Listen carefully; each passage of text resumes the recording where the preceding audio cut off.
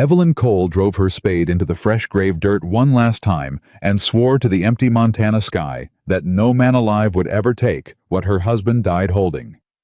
She was wrong.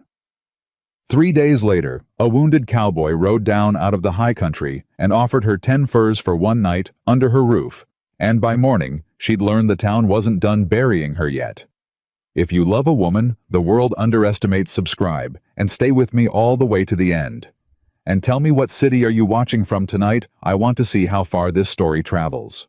3 days after they lowered Thomas Cole into the ground, his widow was still working like a woman who hadn't heard the news.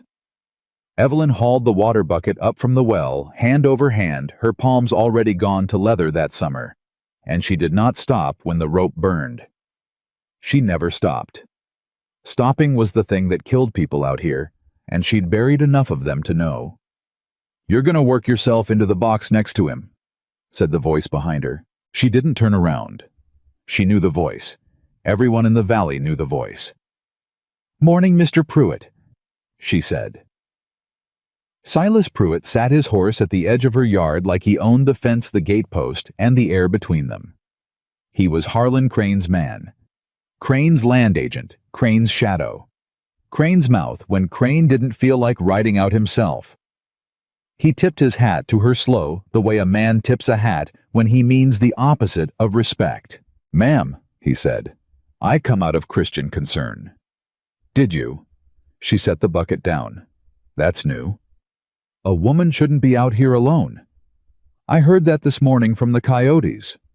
She wiped her hands on her apron and finally faced him. "They said the same thing. Circled the hen house about 4. I put 2 of them down with the Winchester before breakfast." Pruitt's smile stayed put, but something behind it shifted. "I'm here about the note," he said. "I figured. Your husband borrowed against this land, $400 against the deed. Mr. Crane holds that note now. Mr. Crane's a patient man." "Mr. Crane is a buzzard," Evelyn said, "and he's patient the way a buzzard's patient. He waits for the thing to stop moving." That did it. The smile went. Pruitt leaned down over his saddle horn. "You want to be careful how you talk about a man that holds your paper, Widow Cole. I want to be left alone on my own land," she said, "but I've noticed the 2 of us don't get much of what we want." He looked at her a long moment. Then he straightened, and his voice went smooth again, and that was somehow worse. "Thomas signed that note the winter before he passed," Pruitt said. "The interest's been running. Comes due end of the month. Full sum, or the deed transfers to Mr. Crane clean and legal before a territorial judge. Then I'll pay it." "With what?" He let his gaze wander the yard, the leaning barn, the patched fence, the garden fighting the drought for its life. "You got no man, you got no crew. You got 40 head of scrawny cattle and a widow's grief. That ain't $400, ma'am. That's a story that ends the way these stories always end."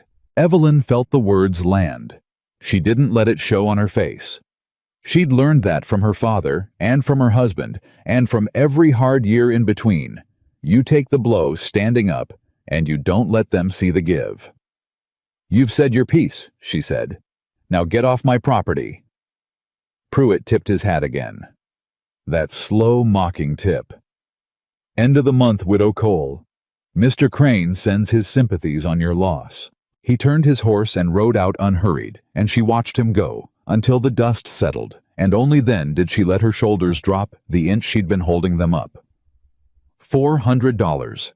She had $11.40 in a coffee tin under the floorboard, and a dead man's name on a note she'd never signed, and the whole valley waiting to see how long the widow would last. "Not today," she said out loud to nobody. "You don't get me today." She picked the bucket back up and went to work. The trouble came down out of the mountains 2 evenings later, and it came the way trouble always did, quiet and half dead, and asking for one small thing. Evelyn was at the fence line when she saw the horse.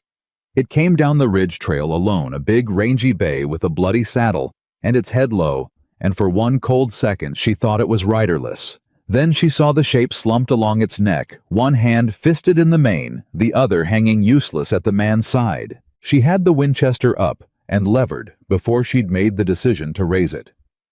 "That's far enough," she called. The horse stopped. The man lifted his head. He was big. Even folded over the saddle, she could see that broad through the shoulders. Dark hair matted with sweat, and something darker. His face was gray under the sunburn. His shirt was soaked black down the left side, and it wasn't sweat. "Ma'am," he said, just that, like it cost him. "You keep your hands where I can see 'em." "Can't." A ghost of something crossed his mouth. Not a smile. The memory of one. "One of 'em ain't taking orders no more." "Who are you?" "Dawson." He swayed, caught himself on the horn. "Caleb Dawson. I come down off the high country. I ain't looking for trouble, ma'am. I already found all the trouble I can carry." "You're bleeding on my trail." "I noticed." He got his good hand up, slow palm out. "I ain't gonna hurt you. Reckon I couldn't if I wanted to. Look at me." She looked at him. She'd known men who could fake it. Wounded to get close, weak to get inside the door, then a knife out from under the blanket. Her father had warned her about them. The valley bred them. But she'd also spent her whole life reading horses and weather and men, and this one had the look of a thing that had already lost the fight and was only asking not to die on the ground. She did not lower the rifle. "What happened to you?" "Got shot," he said. "I can see that." "By who?" Something flickered behind his eyes. A pause. A calculation. She caught it. "Men," he said finally. "Didn't stop to trade names." "That's a poor answer." "It's the only one I got that won't put you in it too." That stopped her. He straightened up in the saddle with an effort that cost him the last of his color, and he looked down at her the way a man looks at the last decent thing he expects to see. "I'll get to the point, ma'am, on account of I might fall off this horse before I finish it." He reached back slow to the roll behind his saddle and undid the strap one-handed and let the bundle drop into the dust between them. Furs. A tied bundle of them. Beaver and fox and one wolf pelt near black prime, and heavy a whole winter's trapping worth more than most men in that valley saw in a season. 10 furs, Caleb Dawson said.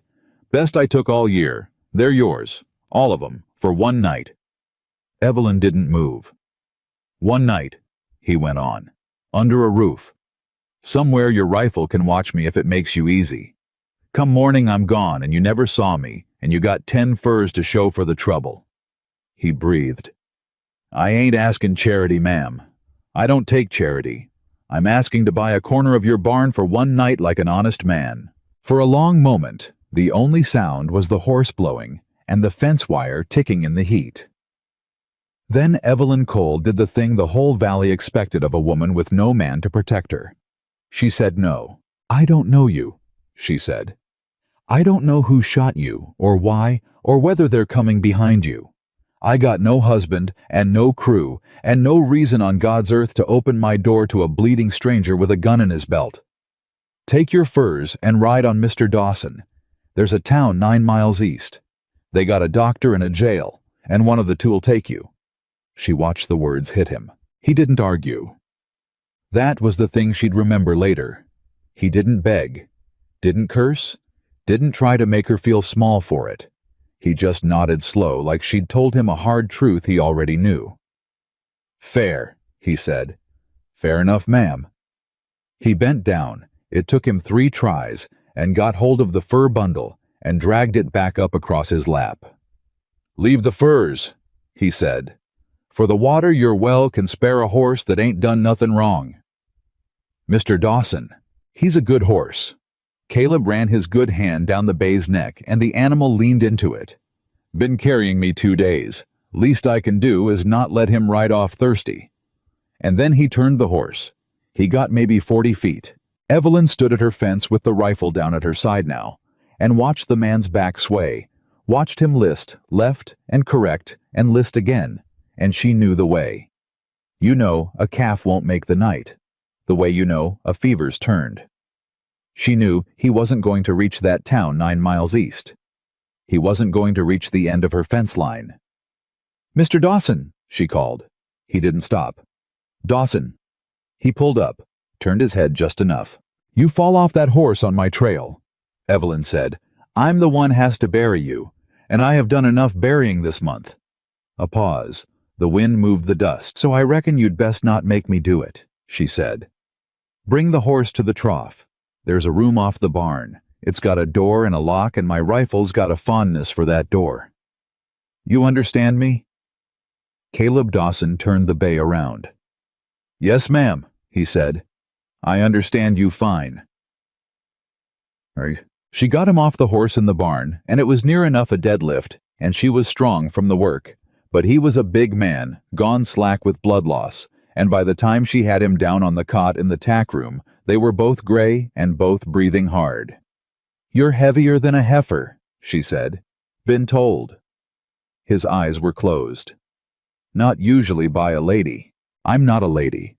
I'm a widow with a hole in her fence, and a hole in her roof, and now a hole in a man in her barn." She was already cutting his shirt away with the shears brisk no ceremony. "Hold still."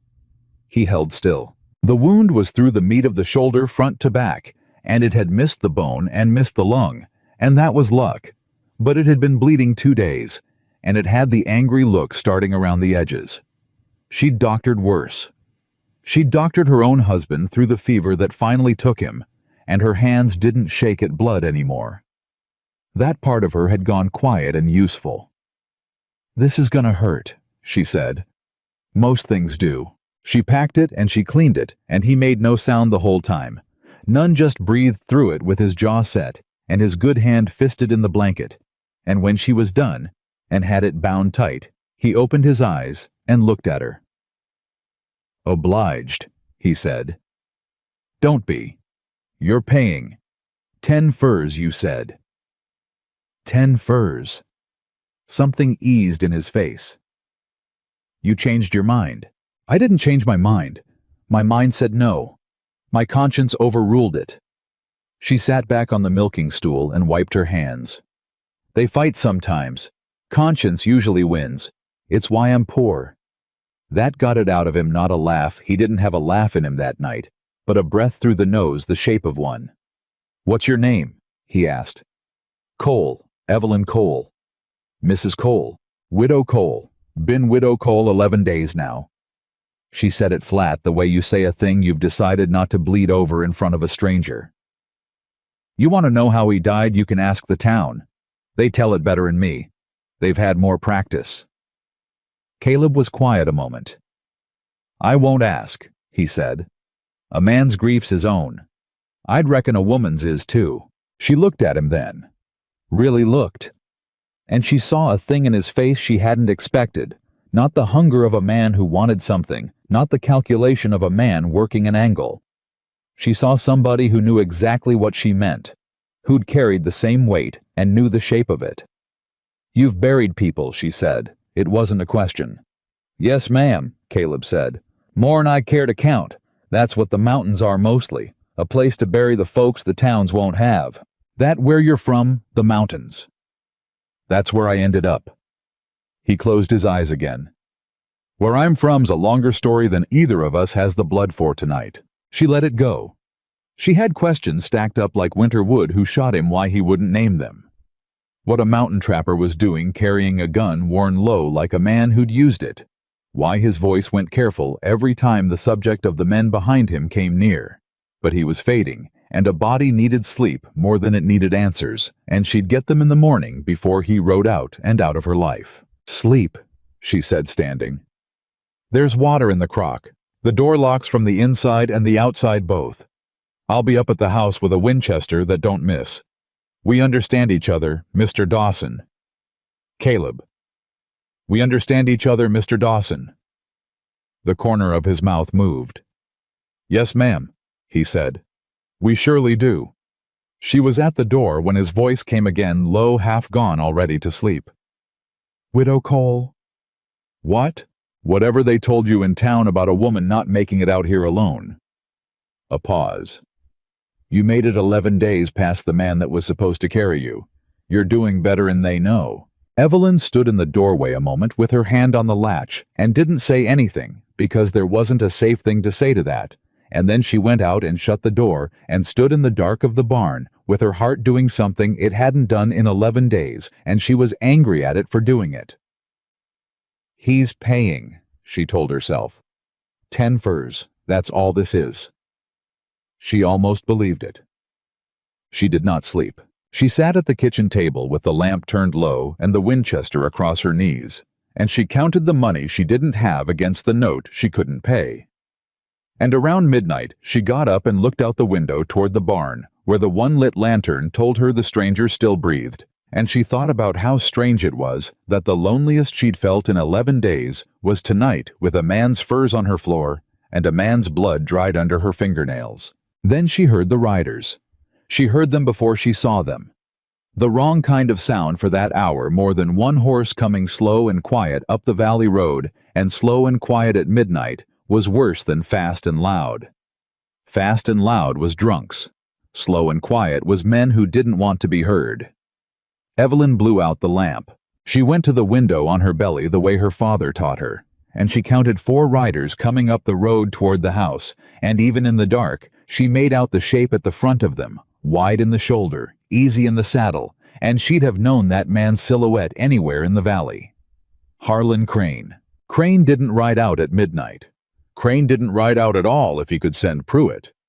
Crane at midnight with 3 armed men behind him was a thing that had never once happened in all her years on this land, and her whole body went cold and clear the way it did before hard weather. She got the rifle. She went out the back quiet and came around the house in the shadow of the wall, and she was there at the corner, when Crane's horse stopped in her yard, and his voice came out into the dark, smooth and unbothered. A rich man's voice. A voice that had never once in its life been told no, and meant it. "Widow Cole," Crane called. "I know you're awake. Your lamp went out too clean?" She didn't answer. "I'm not here for the note," Crane said. "The note can wait for the judge. I'm here on a different matter. A neighborly matter." A pause. "You had a visitor today. A man come down off the ridge. Big fella. Hurt." Evelyn's blood went to ice. They were the ones. The men who shot him. Crane's men. She understood it all at once. The way you understand a thing. Your whole body already knew why Caleb wouldn't name who shot him. Why he said it'd put her in it too. Why a mountain trapper carried a gun worn low and came down bleeding into a valley where a rich man was buying up land with a dead man's paper. Whatever Caleb Dawson had seen up in that high country, whatever he'd done or crossed or witnessed, it belonged to Harlan Crane. And Crane had ridden out at midnight to finish it. "You listening, Widow Cole?" Crane's voice again, patient, awful. "That man is a killer and a thief. Wanted up north. There's money on him and a rope waiting. Now I'd truly hate for a grieving widow to get herself hurt sheltering a wanted man on the very land she's fighting so hard to keep. Wouldn't look good. Wouldn't look Christian." A pause she felt in her teeth. "Send him out, and I'll take him off your hands, and we'll say no more about the note being due quite so soon. Call it a kindness between neighbors." Evelyn stood in the dark against the wall of her own house, with the rifle in her hands, and her heart going like a drum, and she thought about the 10 furs on her floor, and the $400 she didn't have, and the man in her barn who'd said it'd put you in it too, and then bled quietly, and asked for nothing. And she thought about every time in 11 days that this valley had told her what she couldn't do, what she couldn't keep, what she couldn't be without a man to hold it for her. She stepped out of the shadow. "Mr. Crane," she said, and her voice didn't shake, and she was proud of it. "It's late, and I've had a hard month, so I'll be plain. There's no man on my land but the one you're looking at, and she's got a rifle, and she'd take it as a personal kindness if you and your midnight friends would get the hell off her property." The silence after that was long. "Now, Evelyn," Crane said, and the smoothness thinned, and under it she heard the thing she'd known was there all along. "Don't be a fool. Not for a stranger, not for a man who'll be gone by morning if he lives that long. Think about your land. Think about that note. You give me this small thing, and I am prepared to be very generous about a great many others." "I heard you're generous," she said. "Pruitt brought it out 3 days after I buried my husband. I'll pass." One of the men behind Crane shifted his horse. His hand moved, and a voice came out of the dark to Evelyn's left, low and rough and steady as a fence post, and it stopped every hand in that yard cold. "That first man to clear leather. Caleb Dawson said, I put down before he's got it level. Second man too if the shoulder holds. I ain't sure it does, but I'm a fair shot and a real good one, right? And I've got 2 barrels and 4 of you, so I'd think hard boys about the arithmetic. He was standing in the barn door. He had no business standing at all. He had his shirt half on and the bandage already dark again, and he had a shotgun up and braced against his hurt shoulder, like it didn't cost him anything, though. Evelyn could see in the lantern light behind him what it cost him, could see his whole body shaking with the effort of standing there, looking like it didn't. "Dawson," Crane said. And for the first time that night, the rich man's voice had something in it that wasn't ease. "You're a dead man walking, you know that. You've been dead since that ridge." "Been dead a long time, Crane," Caleb said. "You're just late to hear about it." He shifted the shotgun. "But this lady told you to get off her land, and I find I agree with her. So, one of 2 things happens now. You ride or you don't, and I got no strong feeling either way, my shoulder being what it is." Evelyn brought her own rifle up to her cheek. 2 barrels and a Winchester," she said. "Do your arithmetic again, Mr. Crane." For a moment, nobody moved. Then Harlan Crane laughed, soft, unhurried. The laugh of a man who has never once lost anything that mattered and does not intend to start over a widow and a half-dead trapper in a dark yard. "All right," he said. "All right. You've made your little stand. It's very touching. It'll make a fine story at your foreclosure." He gathered his reins. "End of the month, Widow Cole, the note comes due, and there's not a stranger with a shotgun in this valley that can change a word of the law. And you?" He looked at Caleb, and the pleasantness dropped clean off him, and what was left was flat and cold as creek ice. "You don't leave this valley alive. That's not a threat. That's just what's going to happen. I've bought quieter men than you and buried louder." "Then I'll see you around, Crane," Caleb said. "Long as I'm above the dirt, I expect we'll keep running into each other." Crane turned his horse. "Ride on out," Evelyn said. "Slow. And Mr. Crane, you send Pruitt or anybody else onto my land in the dark again. I won't call out first." They rode out. Slow. 4 shapes going back down the valley road, and Evelyn kept the rifle up until she couldn't hear them anymore, and then a while after that, and then her arms started to shake and she made them stop. She turned around. Caleb Dawson had slid down the barn door frame to sit in the dirt, the shotgun across his knees, the front of his bandage soaked through dark again, and his face was the color of tallow and shining with sweat, and he was smiling, actually smiling now, crooked and exhausted. "Well," he said, "I reckon our one night got complicated." And Evelyn Cole stood in the dark of her own yard between the man she'd tried to send away and the men she'd just driven off, and she understood the way you understand a thing that changes everything, quiet and total. And all at once, that whatever Harlan Crane wanted with her land, and whatever Harlan Crane wanted with this stranger, it was the same thing now. It had become the same thing the moment she'd stepped out of the shadow and said no. She crossed the yard to him. "You tore it open," she said, dropping to a knee, already reaching for the bandage. "You great fool. You stood up and you tore it clean open." "Couldn't very well let him shoot you," Caleb said. "You still owe me the room. Man's got to protect his lodging. You paid 10 furs for one night's shelter," she said, pressing her hand hard against the wound to stop the new bleeding feeling. His heartbeat slammed under her palm, fast and fighting. "And you spent it standing in a doorway getting yourself killed for a woman you met this afternoon. Widow Cole?" His good hand came up slow and closed over hers, where she held the pressure not gripping, just resting there warm and steady in the cold dark. "I've spent nights on worse." She looked at him. She should have been afraid. She had every reason on earth to be afraid. A wanted man in her barn, a rich man's rifles promised at her door, a note she couldn't pay, and $11 in a coffee tin and a fence still full of holes. Every voice in the valley would have told her she was ruined, a fool, a widow who'd thrown her last chance away for a stranger's crooked smile. But sitting there in the dirt with his hand over hers, and his blood on her fingers, and the dust still settling from the men she'd faced down and not blinked. Evelyn Cole felt for the first time in 11 days. For the first time in a great deal longer than 11 days. If she was honest, longer than she wanted to look at, like she was not standing on her land alone. "One night," she said quietly.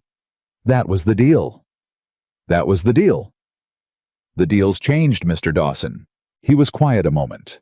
His hand tightened just barely over hers. "I reckon it has, ma'am," Caleb said. "I reckon it surely has." And out past the fence line, the dark held all of it the riders, somewhere down the road the note coming due, the whole cruel patient weight of a man like Harlan Crane, who had never yet been told no by anyone the world would miss. Evelyn got her shoulder under Caleb's arm and hauled the big man up out of the dirt, the two of them swaying together in the dark, and she walked him back into the barn, one hard step at a time, and she did not let him fall.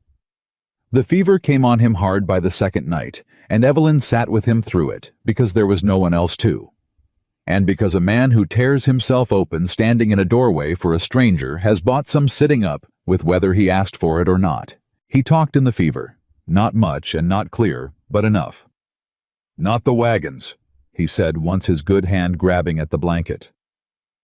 Told him the pass wasn't coal. "You hearing me? The pass ain't." "I hear you." Evelyn said, though she didn't, though none of it made sense to her yet. She pressed the cool cloth to his forehead. "Lie still." He knew, Caleb said. His eyes were open, but they weren't seeing her. They were seeing something up in the high country, something 2 days behind him. He knew, and he sent 'em anyway. 12 of 'em, women too. He knew, and he counted the money, and he sent 'em into the pass. Who did? But the fever pulled him back under, and he didn't answer, and Evelyn sat there in the dark, with a name half formed in her chest, and a cold feeling spreading out from it, because she had heard the shape of that kind of story before. She had watched Harlan Crane count money over other people's ruin her whole life. She just hadn't known until this stranger started talking in his sleep that the counting went that far. He broke the fever near dawn. She knew it the way you know weather turning.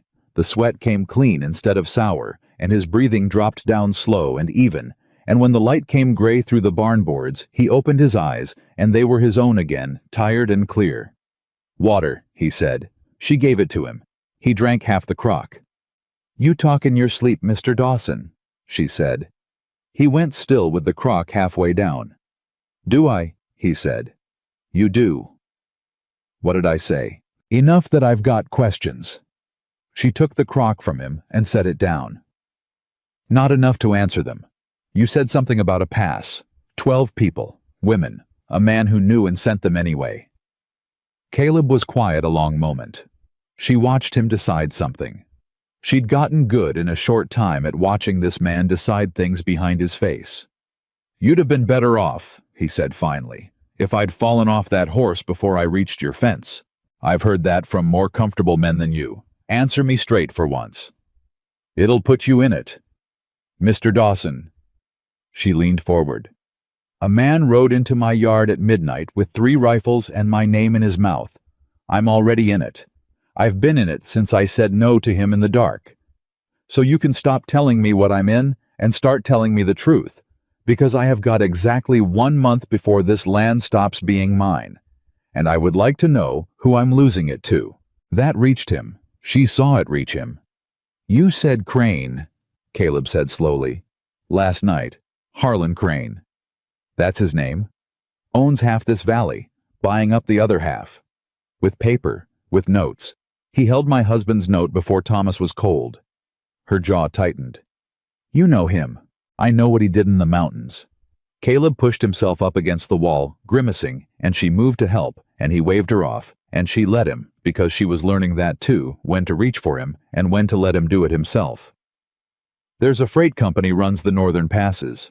Crane's got money in it. Big money.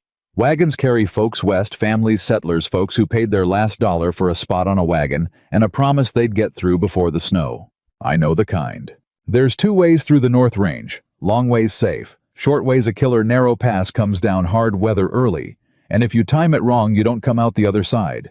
Long way costs the company money. 2 extra weeks more feed more wages." Caleb's voice had gone flat and careful, the voice of a man laying stones one at a time across deep water. "Short way they make the season. Crane and his partners sat in a warm room and did the arithmetic and sent the season's wagons through the short pass. And I was the man they hired them. Evelyn didn't say anything. I told him, Caleb said.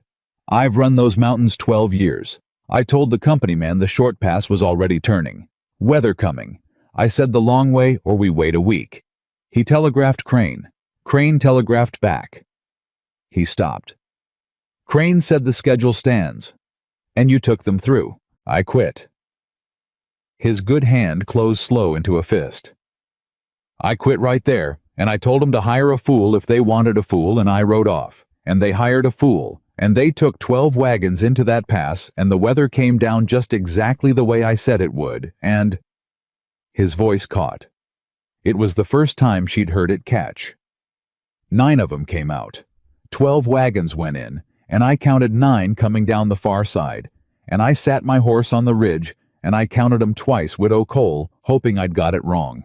The barn was very quiet. 3 wagons, Evelyn said. Families. One had a woman about to be brought to bed with a child. Caleb looked at the wall.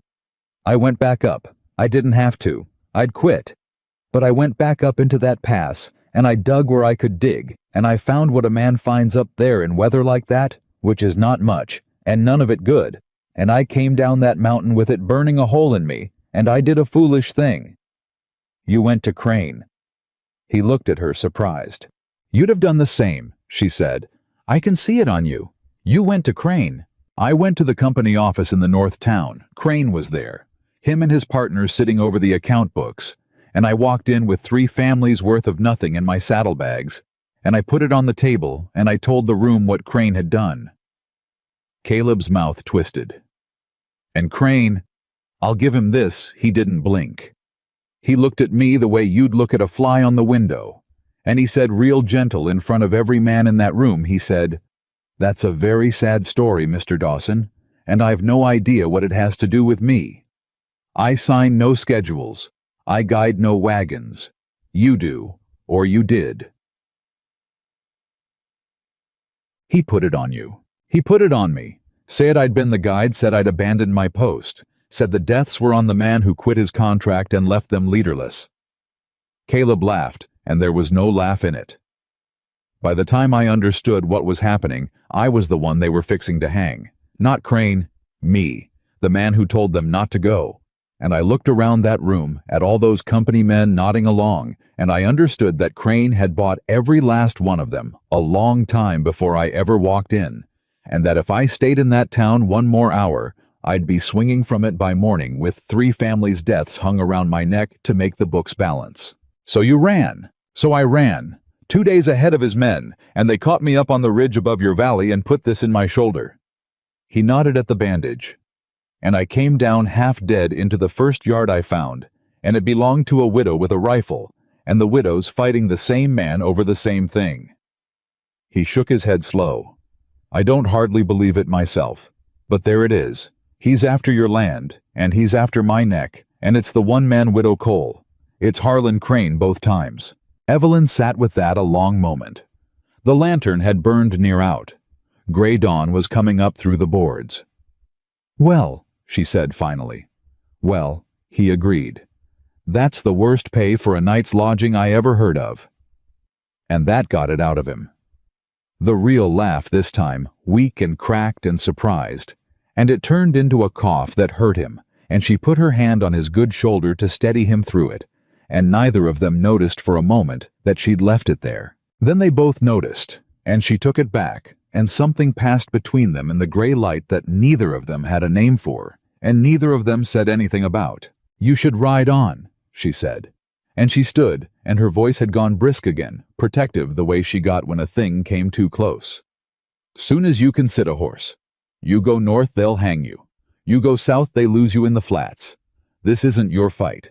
My land's my problem. You've paid your 10 furs, and then some standing in that doorway. You don't owe this place anything else. Caleb looked up at her. That the real reason you want me gone, he said. Or you just more comfortable when the trouble's all yours? She stopped at the door. You don't know one thing about me, Mr. Dawson. I know you didn't send me off to die when everybody in your valley would have called you sensible for it, Caleb said. I know you faced down 4 rifles in your own yard and your voice never shook. I know you buried a husband 11 days ago, and you're still up before the sun mending fence like the world's got a right to expect it of you. He held her eyes. I don't know your favorite color, but I know the shape of you, ma'am. And I know a body that's decided it's better off carrying the whole load alone on account of the last time it leaned on somebody the somebody died. Evelyn stood in the doorway with her back half to him and did not turn around, and for a moment she could not have spoken if the barn were burning. Get some sleep, she said, and her voice was not quite steady, and she hated that he'd heard it. You start healing, or you're no use to anybody, least of all yourself. And she walked out into the dawn before he could say another true thing to her. He healed faster than he had any right to, the way hard men do, and by the 4th day he was up and moving, and by the 5th day Evelyn came out at first light to find him already at the fence line with a hammer in his good hand, driving staples one-handed, and cursing at the ones that went crooked. You're supposed to be resting, she said. I'm supposed to be earning my keep. He didn't stop. You want to argue about it, or you want to hand me that wire? She handed him the wire. They worked the fence together that whole day, and she found to her surprise, to something almost like resentment, that it was easier with 2. That a job that took her from dawn to dark went by noon.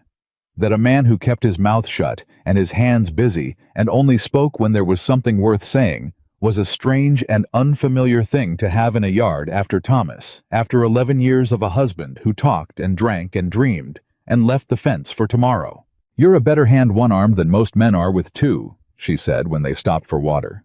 That a compliment? It's an observation. I don't hand out compliments.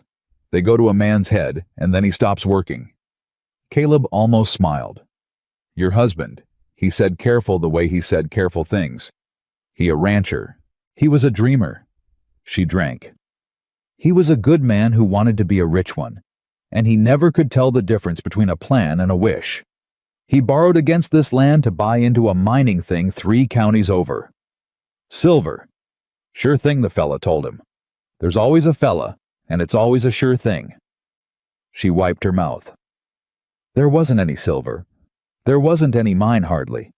Just a hole in a story. Thomas found that out about the same time his heart quit on him. I think the 2 things were connected, though the doctor wouldn't say so. $400. $400 I never saw a nickel of secured against the only thing my father ever left me. She set the dipper down hard. And Harlan Crane bought that note off the bank the week Thomas died. Paid full for it. Now why does a man pay full for a widow's bad paper? Mr. Dawson money's not the reason. Crane's got money. It's the land. It's the land.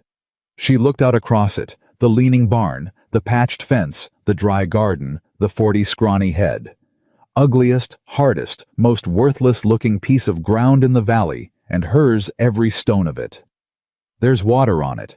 There's a spring up the north end that doesn't quit even in a drought like this. Everything downstream of me is Crane's now. He's bought it, or foreclosed it, or scared folks off it. But he can't run cattle on any of it without the water, and the water's mine. Last piece he needs, last piece in the whole valley. She turned to him. He'll have it one way or another end of the month unless I put $400 in his hand. And I have got $11.40. Caleb was quiet.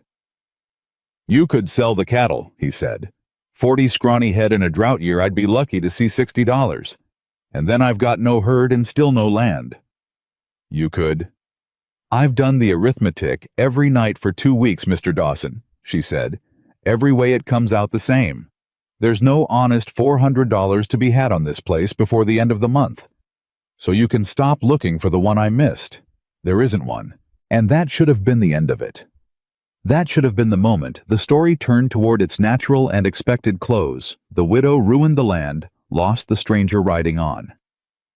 That was how these stories went. Everyone in the valley knew how these stories went. Except Caleb Dawson set down his hammer and looked at her a long moment and said the thing that changed it. There's the reward, he said. What reward? On me. He said it flat without any drama in it, which was somehow worse. Crane put money on my head up north. Wanted for the deaths in the pass. $200 last I heard and rising. Any man brings it. He held her eyes. You bring me in Widow Cole, that's half your note. Maybe more if I let 'em think I gave you trouble. It's honest money for a wanted man. Nobody'd fault you. Nobody in this valley would blame a widow one bit for turning in a stranger to save her land. Evelyn stared at him. You're not serious. I'm the most serious I've been since I got here. You want me to turn you in, to hang. I want you to keep your land, Caleb said. And I'm a dead man either way, ma'am. Crane's not going to quit.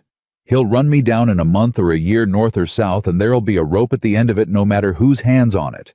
So it might as well buy something. It might as well buy you a spring and a fence and a place to grow old on that nobody can take. His voice roughened. Better than dying up in the flats for nothing. Least this way I'm worth something to somebody before I go. For a moment, Evelyn couldn't speak at all. Then she picked up his hammer off the ground and she held it out to him, handle first. Get back to work, she said.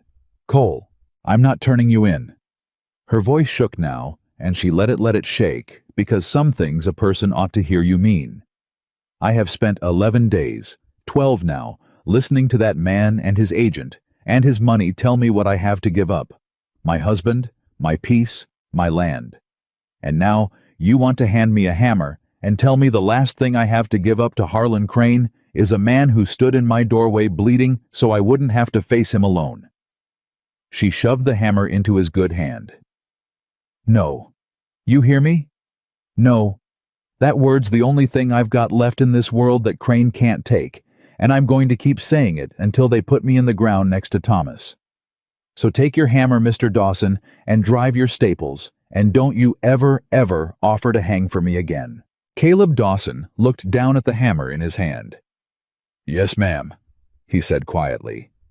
And he went back to the fence, and neither of them said anything for a long while, and if his hand wasn't quite steady on the next few staples, she was kind enough not to mention it. The town found out he was there on the 7th day. She'd known it was coming. You couldn't hide a big man mending fence in a valley where everybody's business was everybody's, and she wasn't a fool. She'd kept him back from the road, but somebody rode by and somebody talked, and by the 7th day, the whispers had legs. The first she knew of it direct was the preacher's wife. Mrs. Aldous came out in her buggy under the excuse of a covered dish, which was itself a marvel, since no one in the valley had brought Evelyn so much as a biscuit since the funeral. Grief made people generous, or it made them scarce, and this valley had mostly gone scarce on account of a widow with a foreclosed future was bad luck to be seen near. So the covered dish was a pretext, and they both knew it, and Mrs. Aldous got right down to the true business of it before she'd even handed the dish over. There is talk, Evelyn, she said, and I have come as a friend to tell you of it, so that you may correct it. Is there? Evelyn said. There is talk of a man, on your place, living on your place. There's a hired hand mending my fence, if that's the man you mean. A hired hand. Mrs. Aldous's mouth pursed. You've no money for a hired hand, Evelyn. The whole valley knows the state of your account. A woman with no money does not hire a strange man to live in her barn unless the arrangement is— She lowered her voice as though the word might soil the buggy, of another kind. Evelyn set the covered dish down on the ground, deliberate, slow. Mrs. Aldous, she said, you've known me since I was a girl in your husband's Sunday school. You held my mother's hand when she died, and you have driven out here the first soul from that town, to drive out here since I put my husband in the ground 11 days ago, with not one of you standing graveside, but the man that dug the hole to ask me whether I'm keeping a strange man in my barn for sin. She picked the dish back up and held it out. Take your casserole home. I'd rather starve honest than eat charity that comes with a question attached. Mrs. Aldous went red. I came to help you. You came to have a look, so you'd have something true to say when the rest of them asked. Well, now you've had it. You tell them there's a man on my place, and I'll not deny it, and I'll not explain it, and the next person that comes out here to smell my laundry can turn their buggy around at the gate. She pushed the dish into the woman's hands. Give my regards to the Reverend. Tell him I look forward to his sermon on casting the first stone. I imagine it'll be a lively one." Mrs. Aldous drove off in a fury, and Evelyn stood at her gate watching the dust, and behind her, Caleb's voice said low, "You made an enemy there." "I had an enemy there before she came." Evelyn didn't turn around. "She just brought a dish." "They're going to say things about you." "They've been saying things about me my whole life, Mr. Dawson. Widow now. Barren before that, 11 years married and no children. And this valley had opinions about whose fault that was, and none of the opinions landed on Thomas." She said it flat. It had stopped being able to cut her a long time ago, or she'd told herself it had. "There's not a name in that town's mouth I haven't already worn. Let 'em add another." Caleb came up beside her at the gate. "You didn't have to defend me," he said. "You could have told her the truth. Wounded man took him in Christian charity, nothing more. She'd have carried that back, and it'd have been the truth, and it'd have cost you nothing. It'd have cost me a lie about who's welcome on my land and who I answer to for it. That's not nothing." She finally looked at him. "And it wasn't for you. Don't flatter yourself. It was for me. I'm through explaining myself to that town. Been through it a while. You just happened to be the thing I got to stop explaining first." Caleb looked at her a long moment. "Widow Cole," he said, "you are the most contrary woman I ever met in my life." "Thank you." "I didn't mean it kind. I'll take it kind anyway. I don't get many, I told you. They go to my head." And there, right there at the gate, with the dust of the preacher's wife still hanging in the road, and the whole valley's judgment coming down on her like weather, Evelyn Cole laughed. A real one. Short and surprised and rusty from disuse, and it startled them both, and Caleb Dawson looked at her when she did it the way a man looks at the first green thing after a long winter, like he'd forgotten such a thing grew. Then hoofbeats came up the road, and the laugh died because it was Pruitt. Silas Pruitt reined up at the gate and did not dismount. He looked at the two of them standing there together, the widow and the big stranger, and something moved behind his face. Pleasure, Evelyn thought. The pleasure of a man who's been handed exactly the thing he came hoping to find. "Well," Pruitt said, "ain't this cozy?" "State your business," Evelyn said. "Mr. Crane sends his regards." Pruitt's eyes stayed on Caleb. "And a message, two of 'em matter of fact. First one's for you, Widow Cole. Note comes due in 3 weeks. Judge Harmon rides the circuit in from the territorial seat on the 28th. Your foreclosure's on his docket.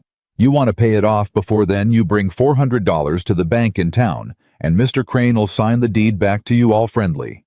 He smiled. "You got $400, ma'am." Evelyn said nothing.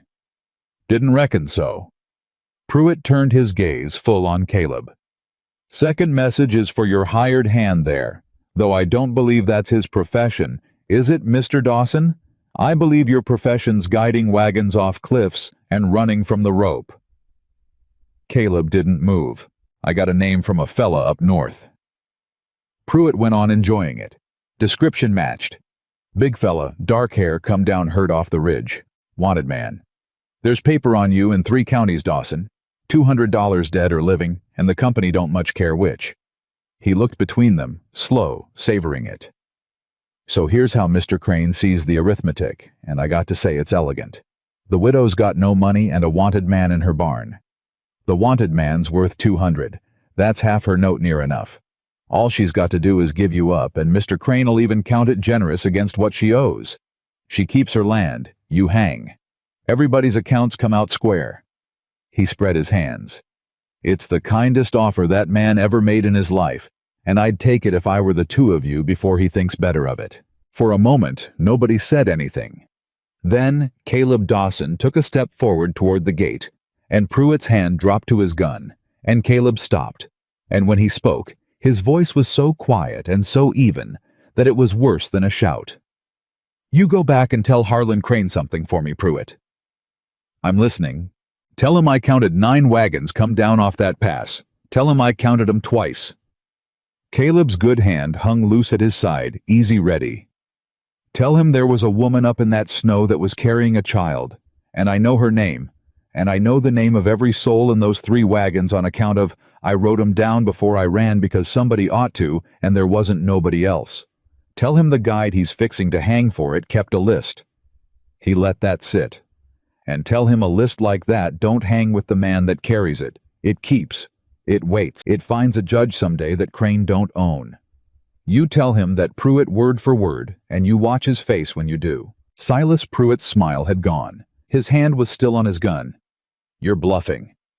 "Maybe." Caleb's eyes were flat and cold. "You want to bet Crane's neck on maybe, because that's your job now, isn't it? You're the man he'll send to find out. And I'm the man that's got nothing left to lose standing in a widow's yard telling you I wrote it down." He smiled, and it was not a nice smile. "I like my end of that arithmetic better than yours, Silas." Pruitt sat his horse a long moment. Then he backed it a step, and another, keeping his hand on his gun, and his eyes on Caleb the whole way. 28th, he said to Evelyn, not looking at her. $400 or the deed. And the offer on him stands, ma'am, right up till the judge rides in. You think on it. You think real hard on what a stranger's worth against your daddy's land."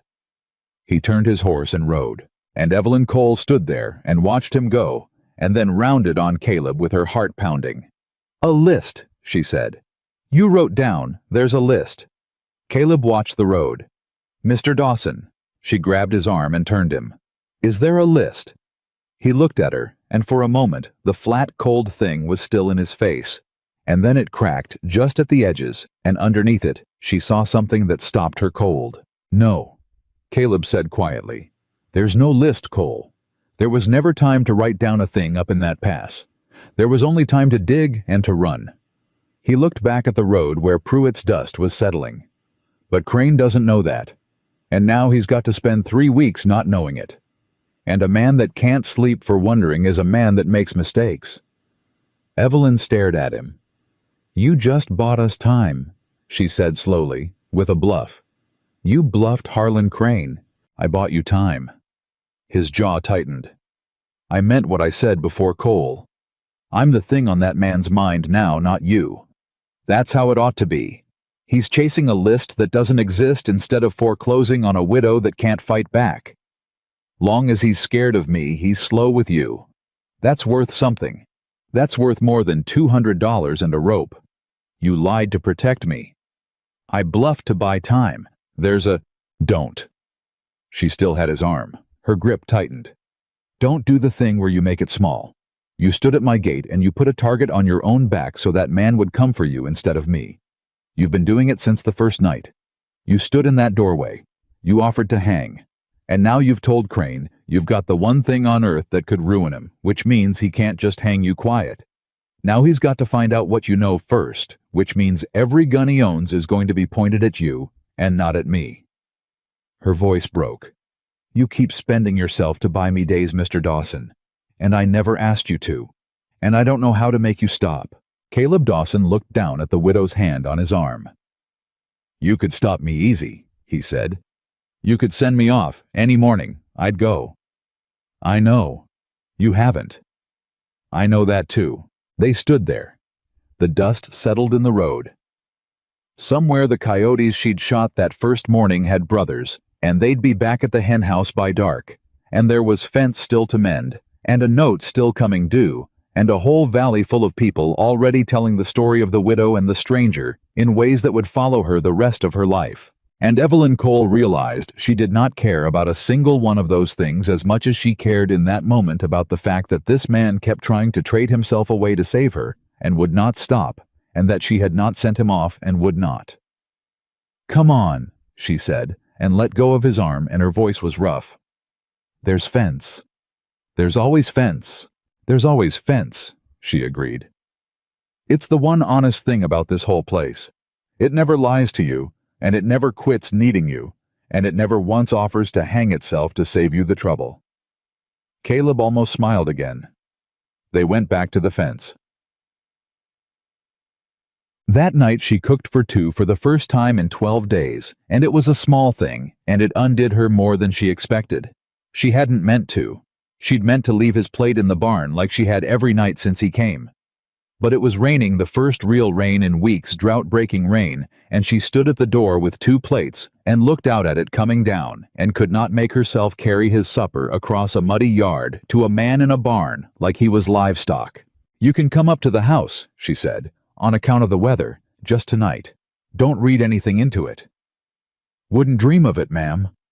So Caleb Dawson sat at Thomas Cole's table and ate off Thomas Cole's plate. And Evelyn watched him do it, and waited for it to hurt, and was surprised when it didn't quite the way she'd braced for. "You want to say something about the plate," Caleb said, not looking up. "How'd you—" "You've looked at it 4 times. It was his." "It was his!" She poked at her own food. "You're unsettling the way you see things. I spent 12 years watching weather and animals for a living.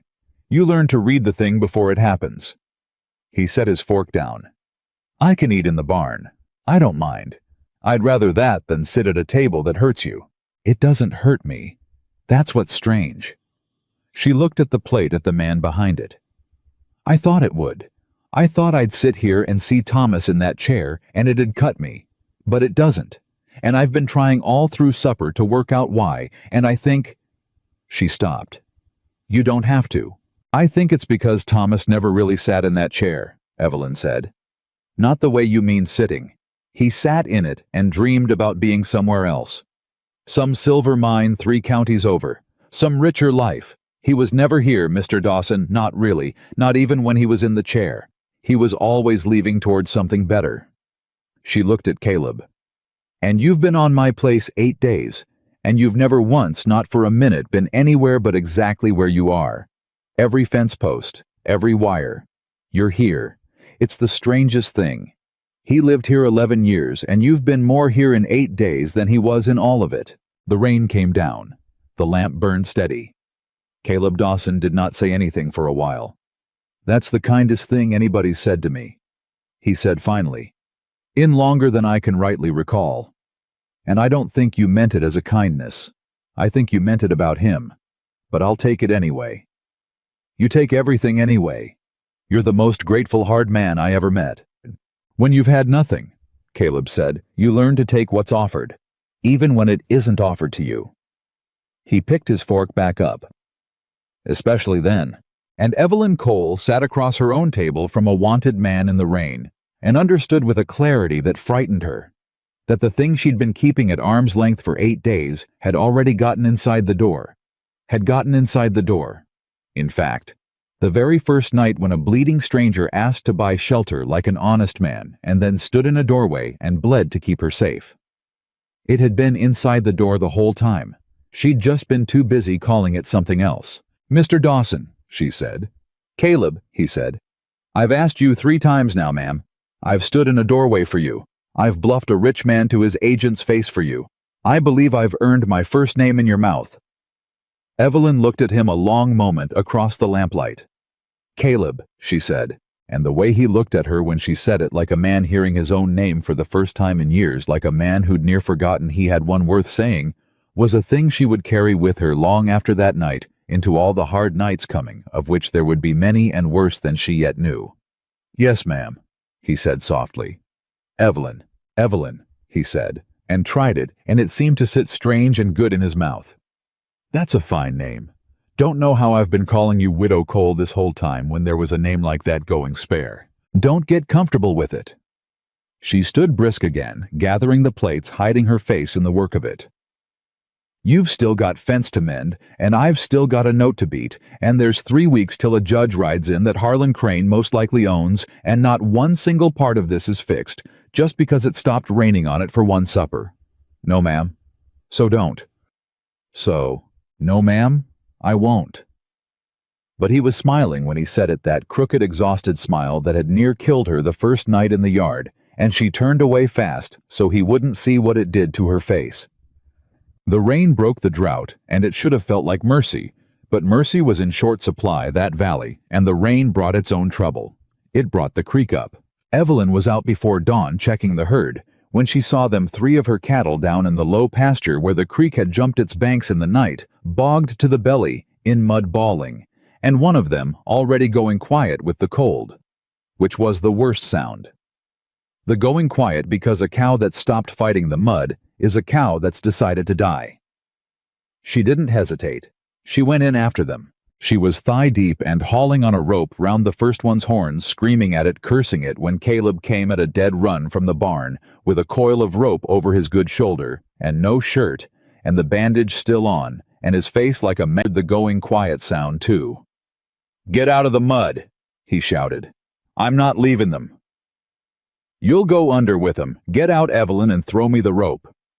"I've got this one." And she didn't. She was losing it.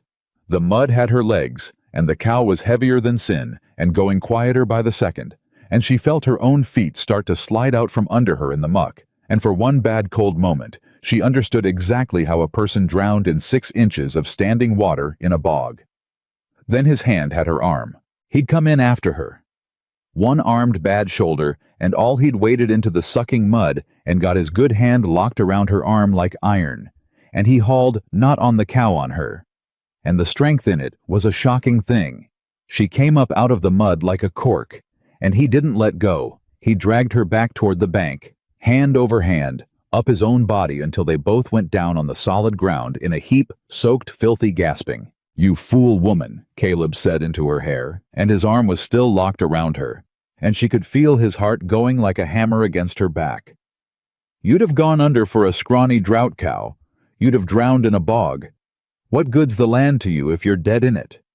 They're all I've got. You're all you've got." He turned her both hands on her shoulders. Now, mud everywhere, his face fierce and frightened in a way she'd not seen on him. "You hear me? A cow's a cow. There's 40 of 'em. There's one of you, Evelyn Cole, and I just watched you decide a drought cow was worth more'n your own life, and I'll be damned if I stand by for that. I've watched enough people die for less than that. I've watched—" his voice cracked. "I watched 12 wagons of 'em die for a man's arithmetic. I am not watching you die for a cow." Evelyn stared up at him, mud-caked, shaking with cold, and something else. "Then help me save the cow," she said, "so neither of us has to die for it." And Caleb Dawson looked at her, and something broke open in his face. Some hard thing that had been holding shut a long time, and he laughed helpless, disbelieving mud in his teeth. And he said, "You are the most contrary, stubborn, impossible woman that God ever set on this earth." And she said, "You've mentioned." And they got the ropes, and they went back to the mud together, and they saved 2 of the 3 cows, and lost the quiet one, and stood after, in the gray morning covered head to foot, in filth, both of them breathing hard alive. 2 out of 3, Evelyn said. 2 out of 3. That's not bad odds, for this valley. "No," Caleb said, and he was looking at her, and the fierce, frightened thing was still in his face, but there was something under it now, something that had decided itself in the mud. "No, it isn't. Best odds I've had in a while, matter of fact." And Evelyn Cole, standing thigh-deep in her own ruined pasture next to a wanted man who'd just hauled her back from drowning, understood that she was in trouble, far past the note and the land, and the judge riding in understood that the thing she'd let inside the door was all the way in. Now was going to cost her worse than $400 if it went wrong, and that she had somewhere in the last 8 days stopped entirely wanting to send Caleb Dawson off her land, which was the exact and precise moment that she looked past his shoulder toward the road and saw the dust. Not one rider. Not Pruitt. Riders. Many of them. A whole line of them coming up the valley road in the gray morning light, more men than Harlan Crane had ever sent before, and at the front of them, unmistakable, even at that distance, wide in the shoulder and easy in the saddle, rode the man himself. "Caleb," Evelyn said. He'd already turned. He'd already seen. And the thing that came into his face then was not fear, and it was not surprise, and that was what frightened her most of all. It was recognition. The look of a man who's been waiting on a thing and has finally seen it come over the hill. "He's not waiting for the judge," Caleb said quietly. He got tired of waiting. He took her muddy hand in his. "Get to the house, Evelyn," he said. "Get the Winchester." She didn't get the Winchester. There wasn't time, and there wasn't need, because the riders came up the road and stopped 100 yards off, and one man came on alone the rest of the way, and it wasn't Crane. It was a stranger in a dark coat with a star on it. "That's a marshal," Caleb said low, and his hand tightened on hers. "That's a federal star.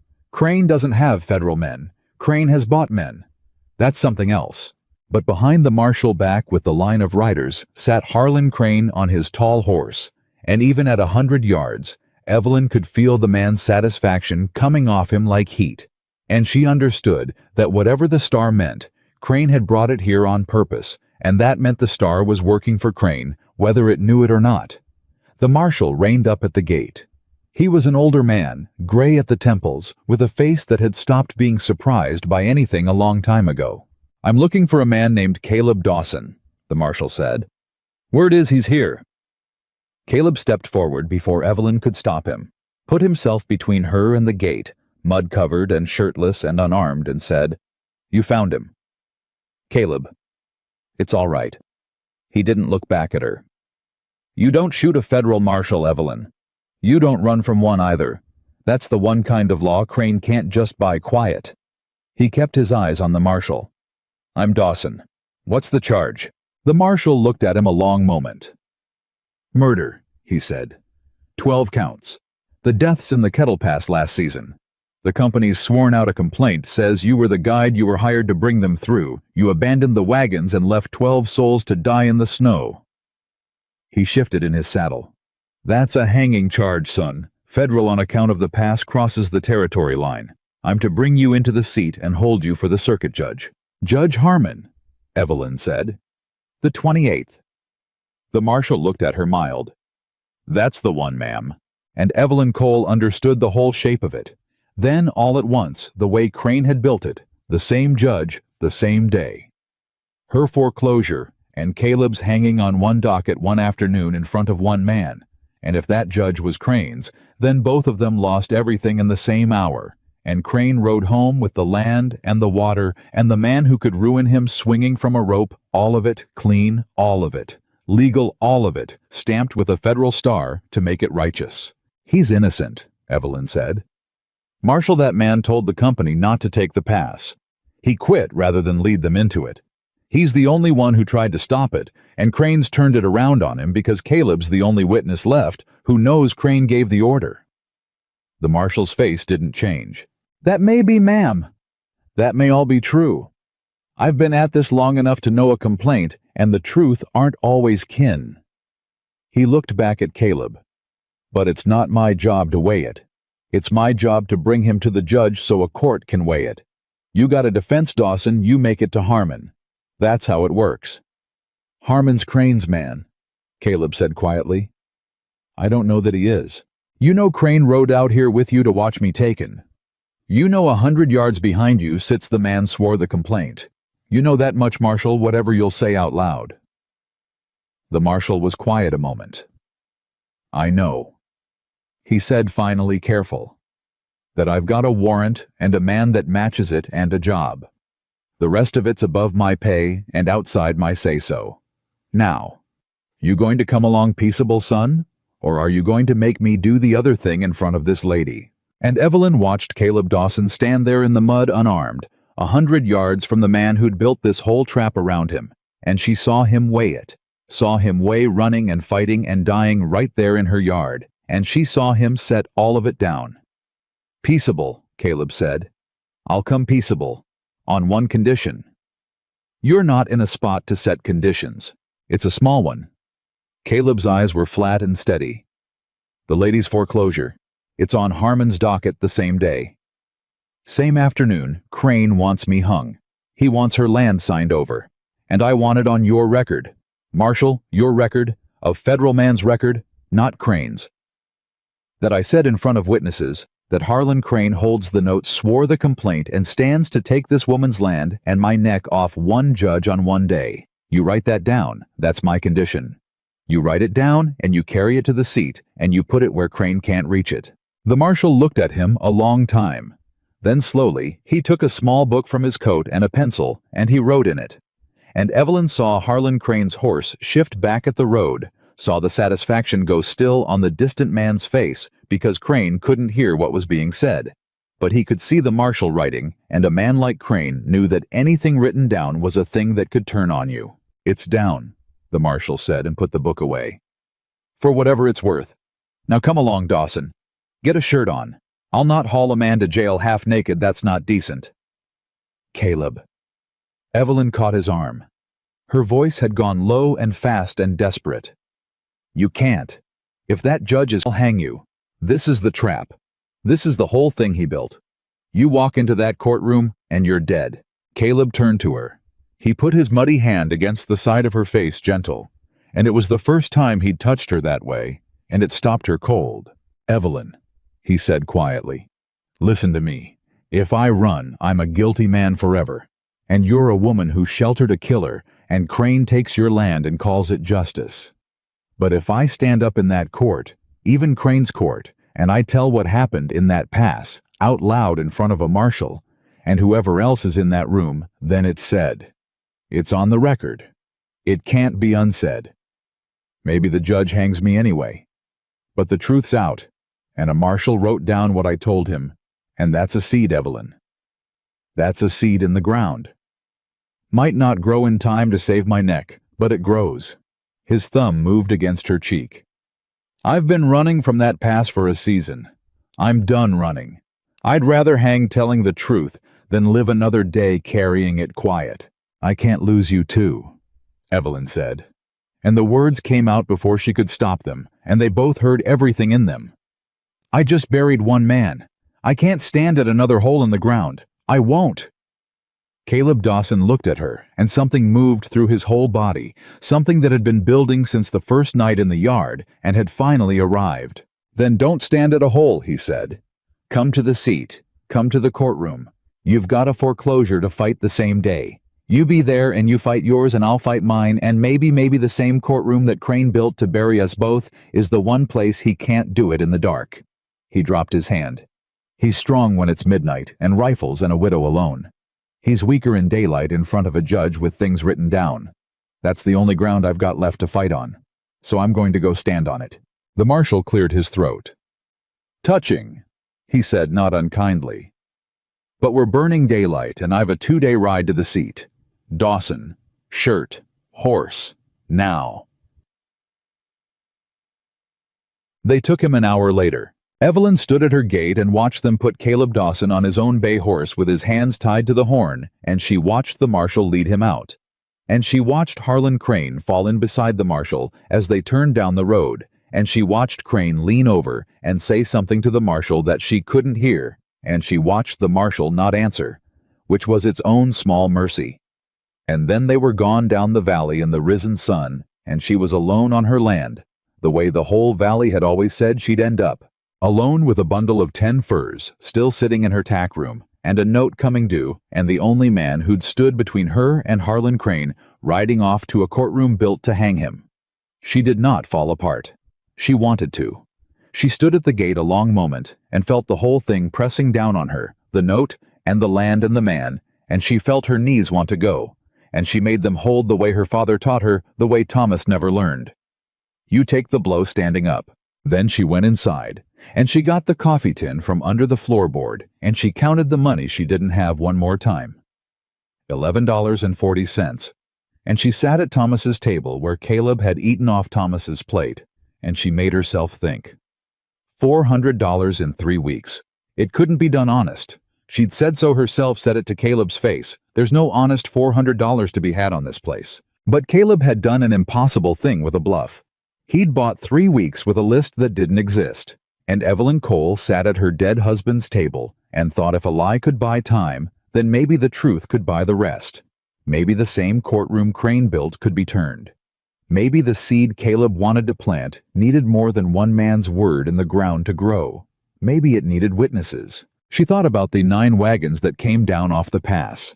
9 wagons of people who lived, who saw, who knew that a man named Dawson had told the company not to go and quit rather than lead them, and who knew because people always knew, in those close terrible hours, that the order to go anyway had come from somewhere higher than a guide.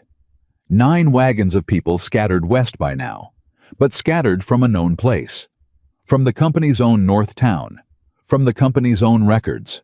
And Evelyn Cole stood up from the table with her heart going hard because she'd found it not $400, but something maybe worth more.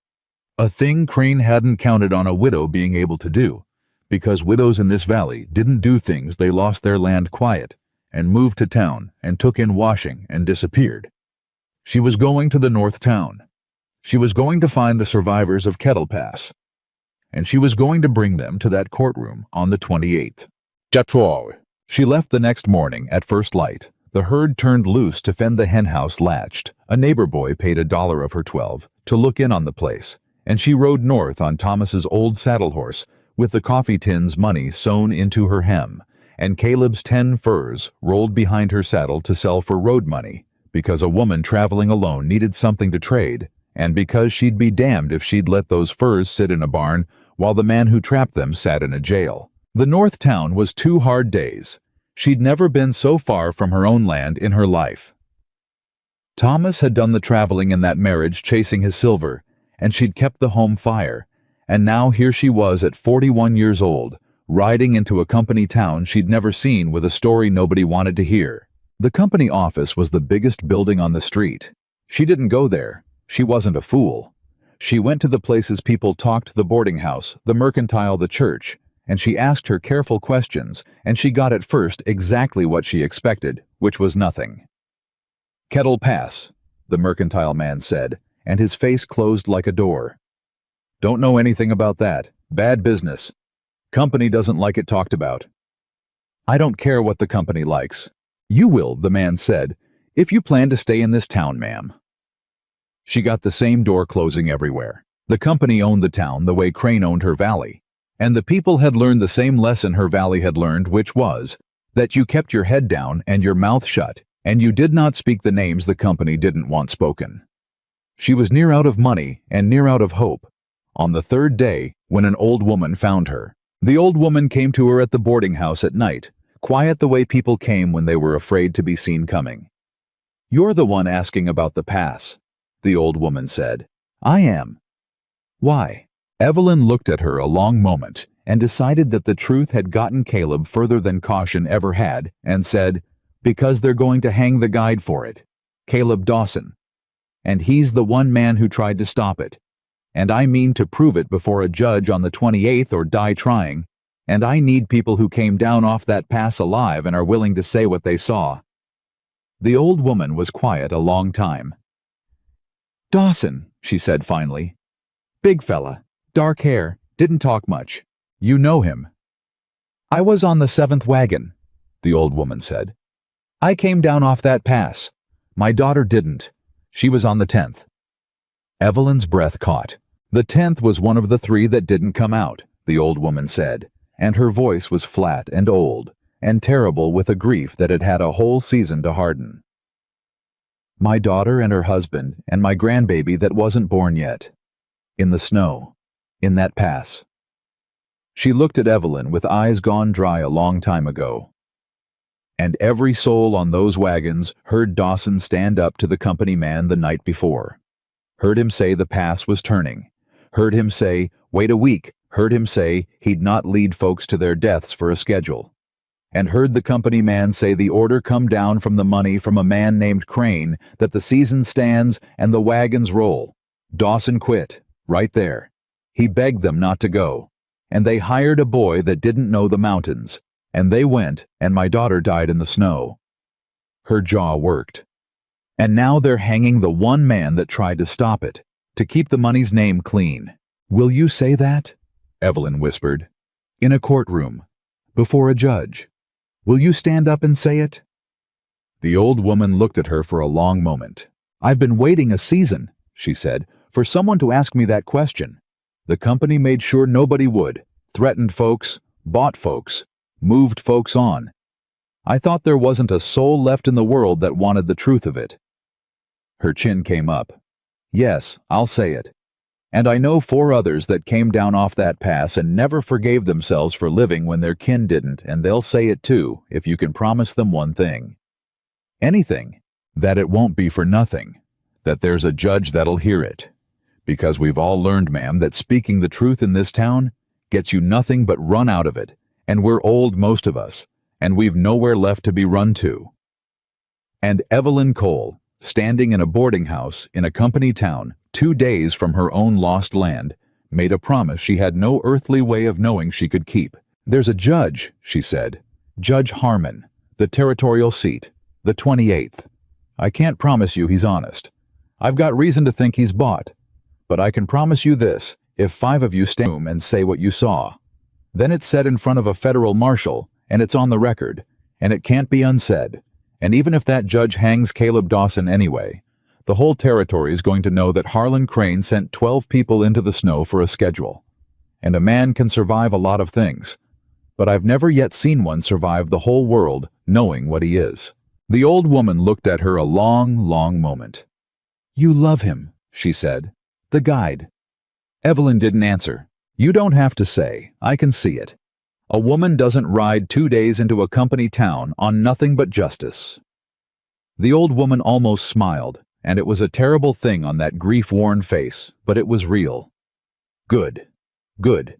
A thing done for love holds better than a thing done for justice. Justice gets tired. Love doesn't." She stood. "Be at the church at dawn. I'll bring who I can.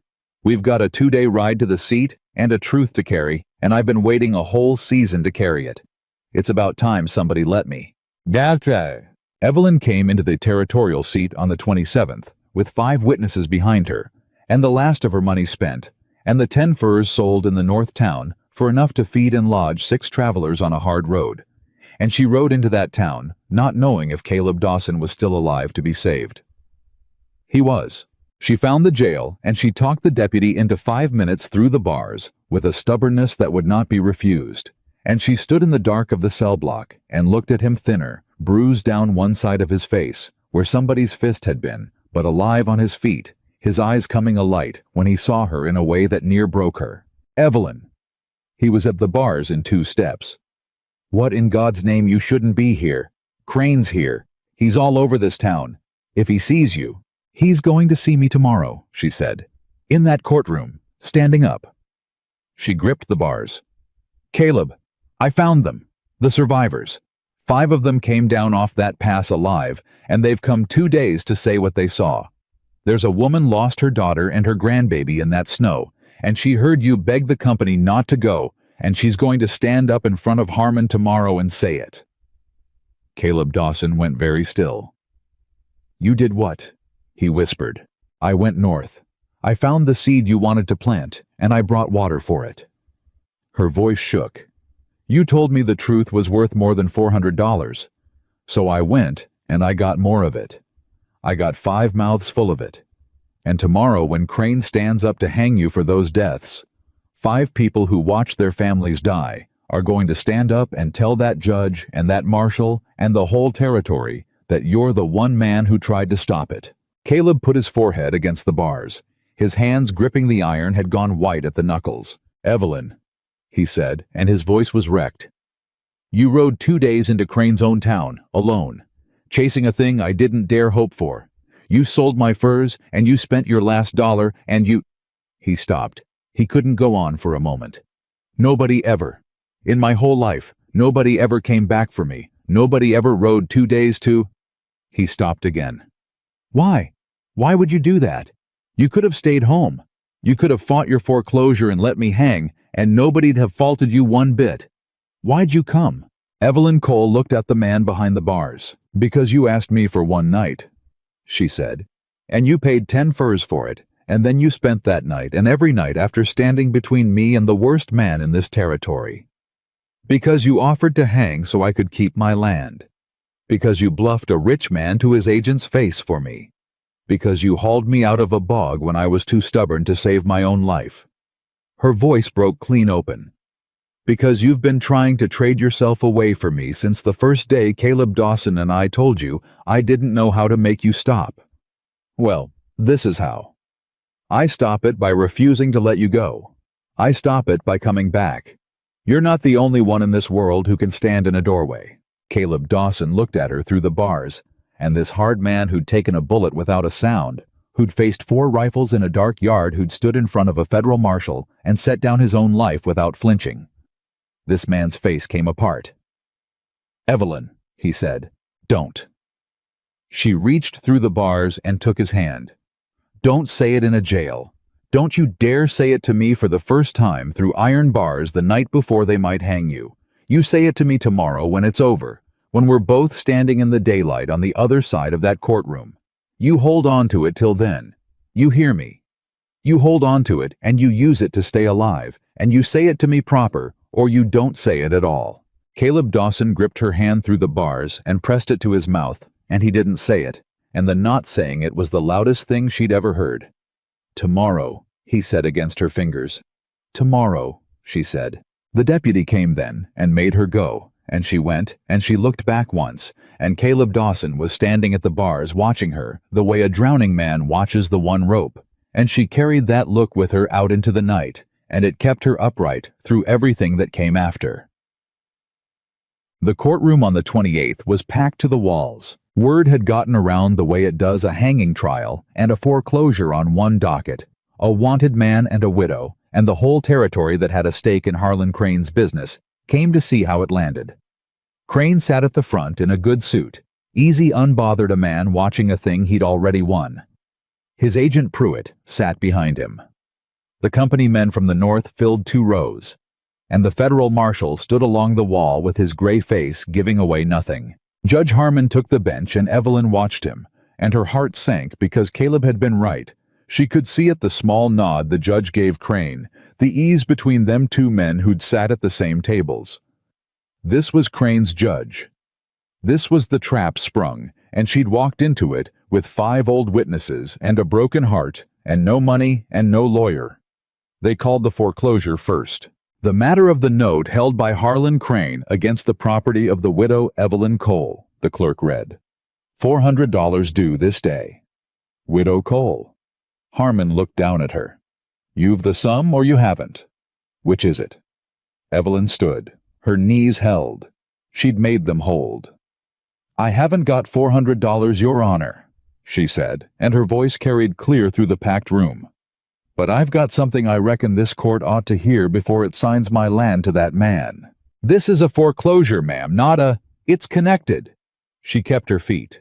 "The same man foreclosing on me swore the complaint against the prisoner you're set to try this afternoon. Harlan Crane. He holds my note, and he swore Caleb Dawson's warrant, and he means to take my land and hang that man in the same room on the same day. And I say the 2 matters are one matter, Your Honor, and I've brought 5 witnesses who'll show you how." The room stirred. Crane's ease flickered just for a second. "Your Honor," Crane said, rising smooth, "this is a grieving widow overwrought. The foreclosure's a simple matter of law. The criminal trial's separate entire. I'd ask the court not to indulge—" "He's afraid," Evelyn said loud into the room, and she turned and looked straight at Harlan Crane for the first time in the daylight in front of the whole territory. "Look at him.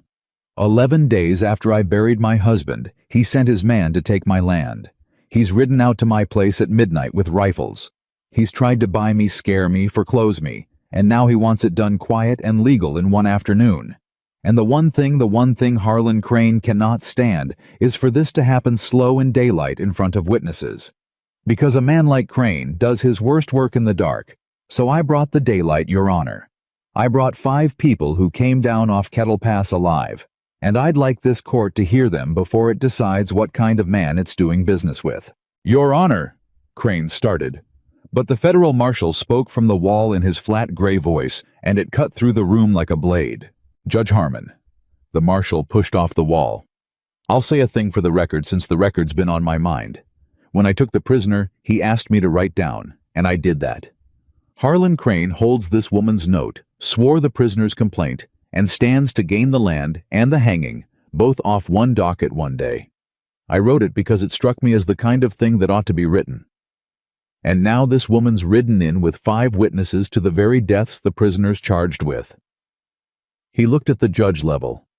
"I've no dog in it, Harmon, But I've been a federal officer 22 years, and I'll tell you plain, if you sign this land over and hang this man without hearing what those 5 people came 2 days to say, and it comes out later that they'd have cleared him, that's not going to sit on Crane. That's going to sit on the bench. On you. And I'll have written down that you were told." He paused. "The record's a patient thing, Your Honor. It waits. You taught me that yourself years back when you were a different kind of judge." The courtroom had gone dead silent, and Evelyn watched Judge Harmon's face, watched something move across it, watched a bought man remember for one moment the thing he'd been before. The money watched the Federal Star's plane, words land on a place Crane's money hadn't quite reached, and she understood that Caleb had been right about one more thing. Crane was strong in the dark. But this was daylight, and the room was full, and a federal marshal had just said out loud that the record was watching, and Harlan Crane had built a trap that only worked if nobody looked at it straight. Everybody was looking at it straight now. "Bring in the prisoner," Judge Harmon said. Crane came half out of his chair. "Your Honor, the foreclosure." "The foreclosure will wait, Mr. Crane." Harmon's voice had changed. There was something in it that hadn't been there a minute before. "Sit down.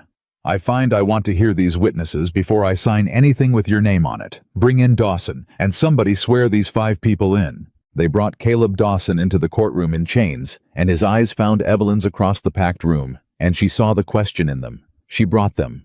"They're here." And she gave him one small nod, and she watched the thing that came into his face, then watched a season of running and grief and hopelessness lift off a man, all at once, watched Caleb Dawson understand that he was not going to have to stand alone in that room and die telling the truth. He was going to stand in a room full of it. The old woman from the north town was sworn first. She climbed into the witness chair, small and gray and unbreakable, and she looked at Harlan Crane across the courtroom, and she looked at the judge, and she said in a voice that carried to the back wall and beyond it, "My name is Prudence Vane. I was on the 7th wagon at Kettle Pass. My daughter was on the 10th. She did not come down off that mountain, and her child was never born, and I have waited 1 whole season for a court to let me say what I saw the night before they died." She drew a breath. "I saw the guide Mr. Dawson there in his chains stand up in front of the whole camp and beg the company not to take the pass. I heard him say the weather was turning. I heard him say, wait a week. I heard him say he would not lead living souls to their deaths for a schedule. And I heard the company man say, the order came down from the money, from a man named Harlan Crane, sitting right there in his good suit, that the season stands and the wagons roll." Her voice did not shake. "Mr. Dawson quit rather than take us in. He begged us. And they hired a boy who didn't know the mountains, and we went, and my daughter died in the snow. And now that man—" She pointed one steady finger straight at Harlan Crane. "That man wants to hang the only one among you who tried to save her." The courtroom erupted. And Harlan Crane, for the first time since Evelyn Cole had ever laid eyes on him in the full light of a crowded courtroom with a federal marshal writing in his book, and 5 witnesses waiting their turn, and a judge who'd just remembered what he used to be, sat very still in his good suit and said nothing at all, because there was nothing for the first time in his life that his money could buy him in that room. Judge Harmon banged his gavel until the room went quiet, and then he let the quiet sit a moment, and then he said, "The witness will step down. Call the next." They came one after another. A man named Odell, who'd lost his brother on the 9th wagon. A young widow named Hetty, whose husband had gone into the pass and never come out, leaving her with 2 small children she'd carried down the far side alone. A gray teamster named Briggs, who'd driven the 2nd wagon and lived. And last a boy, not more than 17, now 16 then, who'd been the very boy the company hired to lead them when Caleb quit. That one Evelyn hadn't expected. The old woman had found him on the road to the seat half-starved and half-mad with a guilt that had eaten him hollow all season and had all but carried him into the courtroom, and when he took the chair, he could barely lift his eyes off the floor. "State your name," the clerk said. "Toby," the boy whispered. "Toby Renner." "Speak up, son." Harmon said, not unkind. "Toby Renner." The boy's hands were shaking. "I'm the one they hired, after Mr. Dawson quit. I'm the one let him in." His voice cracked all to pieces. I didn't know the mountains. I told him I didn't know the mountains. But the company man said Mr. Dawson was a coward and a quitter, and any fool could follow a trail, and he offered me $20, and my ma was sick, and I... He stopped. He couldn't go on. The whole courtroom held its breath. Take your time, the judge said. Mr. Dawson found me. Toby got out. The night before, after he quit, found me in the dark by the horses, and he took me by the shoulders and he said, "Boy, don't you do this. That pass is death. You don't know it and I do, and I'm telling you, $20 ain't worth what's up there." He begged me, same as he begged the company. He said, the boy's face crumpled. He said, "You take these people in, you'll carry it the rest of your life, and it's a long life to carry a thing like that." And I didn't listen. I took the $20, and I let 'em in. And 3 wagons of 'em died, and Mr. Dawson's the one they're hanging for it, and I've been trying to die all season for the shame of it, and I couldn't even do that right. He looked up at last, straight at Caleb in his chains.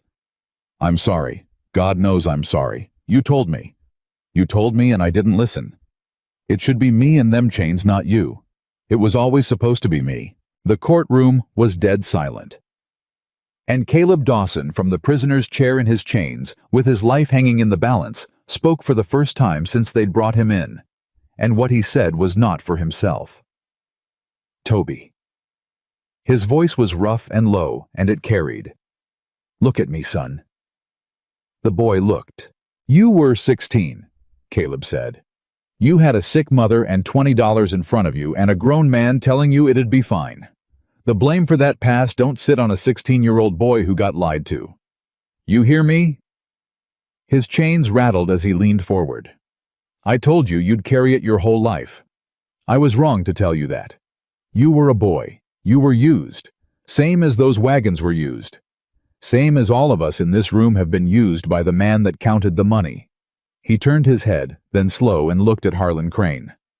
"There's exactly one man in this room the blame sits on, and he's wearing a good suit, and he ain't said a word." Every eye in the courtroom turned to Harlan Crane. And Crane.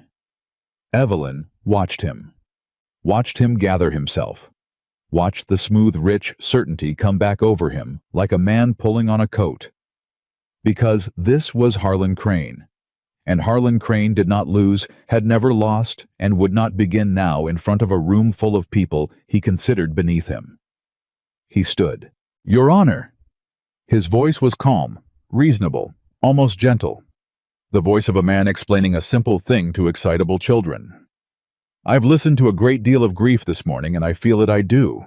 These are terrible losses. But grief is not evidence." He spread his hands. "Not one of these witnesses has produced a single document, a single order, a single line of my hand. What they've given this court is hearsay. What a company man supposedly said a dead man's schedule supposedly was. I signed nothing. I gave no order. I am an investor, Your Honor. I put money into a freight company, as 100 honest men in this territory have done. If a company man made a reckless decision and blamed it on my money to cover himself, that is a tragedy, but it is not my crime." He looked around the room, and his confidence was a physical thing, and Evelyn felt the room begin to tilt back toward him, felt the terrible gravity of a man who had bought his way out of everything his whole life. There is no proof. There is only a grieving widow, a wanted man with every reason to lie, and a boy so eaten by his own guilt he'd say anything to give it to someone else. Where is the document? Where is the order?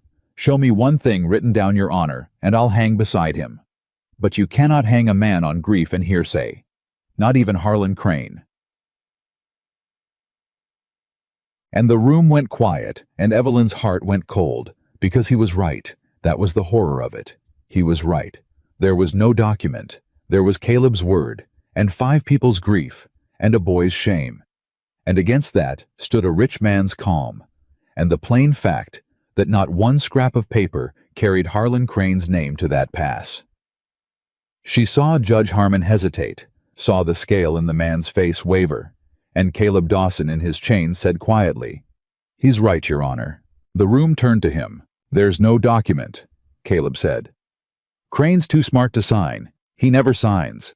He tells a man, and the man tells a man, and the order comes down through 3 mouths, so there's never a hand on paper.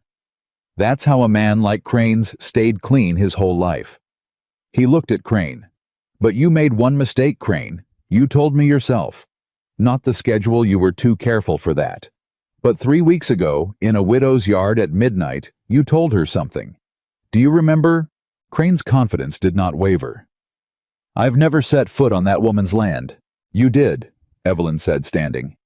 You rode out to my place at midnight with 3 armed men. Silas Pruitt was one of them, and you told me you'd come about a man who'd come down off the ridge. You called Caleb a killer and a thief. You said there was money on him and a rope waiting. 3 weeks ago.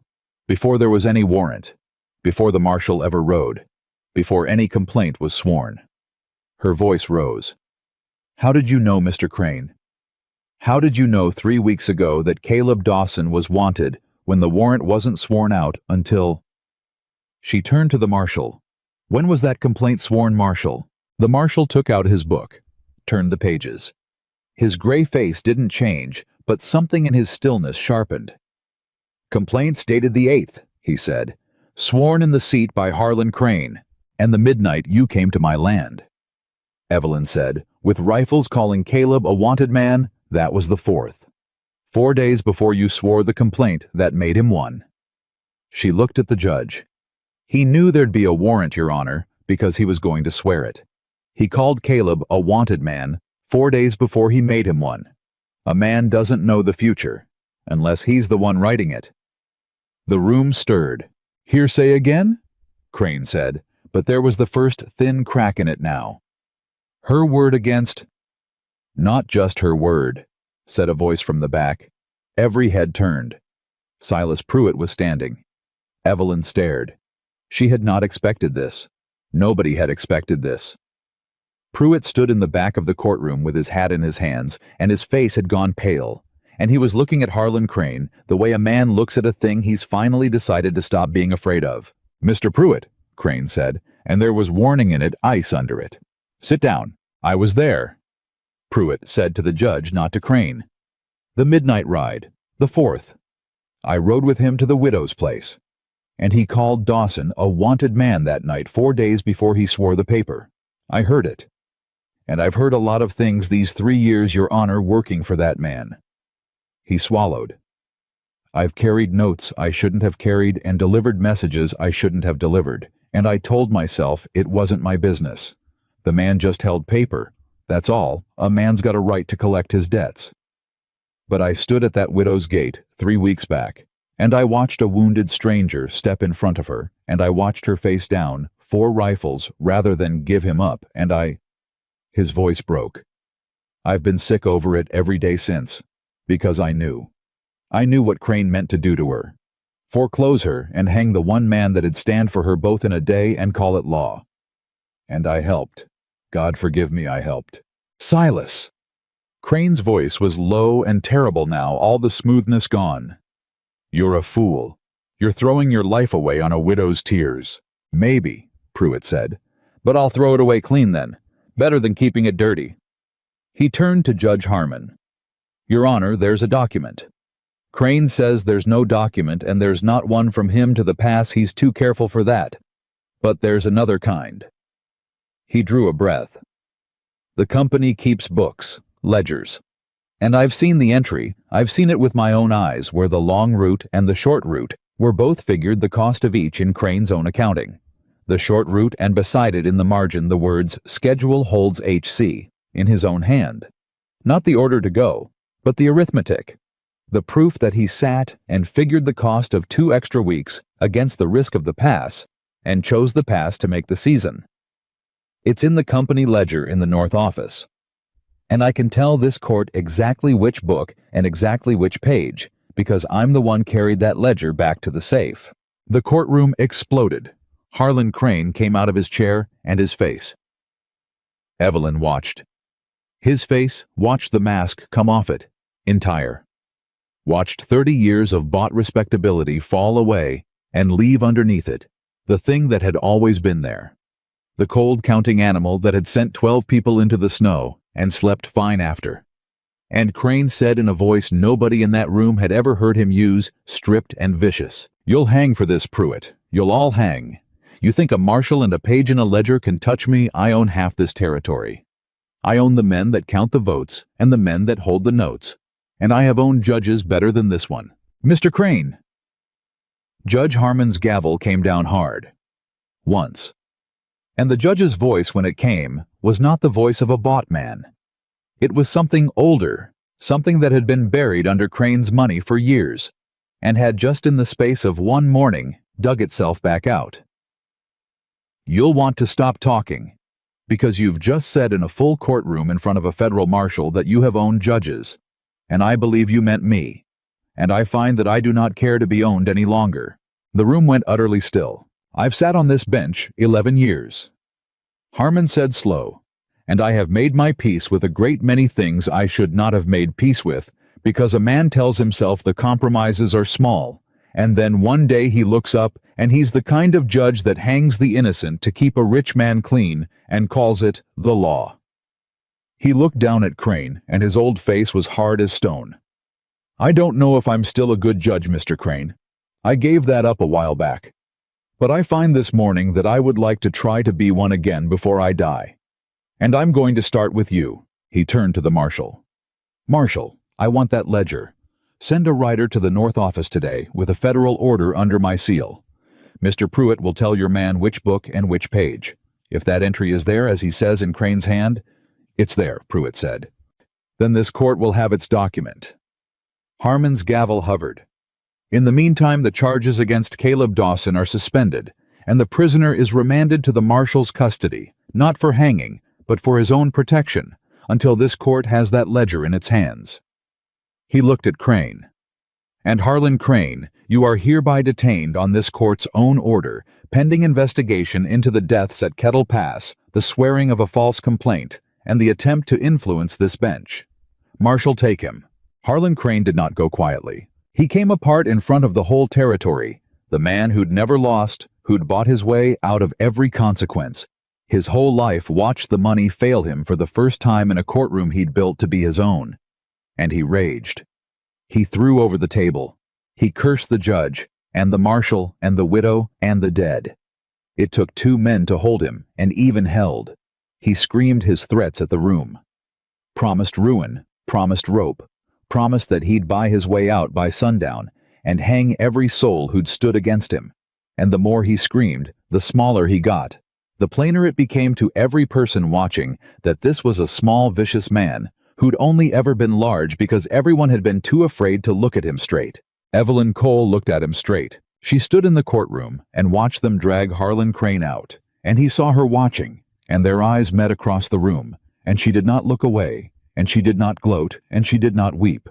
She just looked at him, the man who'd come for her land 11 days after she buried her husband, who'd ridden to her door at midnight, who'd tried to buy her and scare her and break her and take from her the one word she had left, and she let him see in her face that a widow he'd counted on to lose quiet had ridden 2 days into his own town and pulled his whole world down around him with nothing but the truth and 5 old grieving witnesses and a heart that would not let one good man hang. "You should have left me alone, Mr. Crane," she said quietly as they dragged him past. "I'd have made it. I told you that first day. You don't get me today. You never did get me, and now you never will." And then he was gone out the courtroom door and into the marshal's hands, and the door swung shut behind him, and it was over. The days after moved fast. The writer came back from the north with the ledger, and the entry was there exactly as Pruitt had sworn. The 2 routes figured the cost weighed, and in the margin in Harlan Crane's own hand, the words that hanged him schedule holds, and his initials. It was enough. Combined with 5 witnesses, and Pruitt's testimony, and the false complaint sworn 4 days after Crane had already called Caleb a wanted man, it was more than enough. Crane's money, it turned out, had bought him a great many friends, and not one of them would spend a nickel to stand beside him once the ledger was read aloud, because that was the nature of the men Crane had bought. They were bought, and a bought man runs the moment the buyer can no longer pay. They dropped the charges against Caleb Dawson entire, not suspended. Dropped. Judge Harmon read it into the record himself, and he read into it too. A finding that Caleb had done everything a man could do to prevent the deaths at Kettle Pass, had begged the company and quit his post and gone back up into the snow to dig for the dead, and that the territory owed him not a rope, but a debt. And then Harmon turned to the last matter on his docket. The matter of the note held against the widow Evelyn Cole, he said. And he looked at her over the bench, and there was something almost gentle in the old, hard face now. Widow Cole.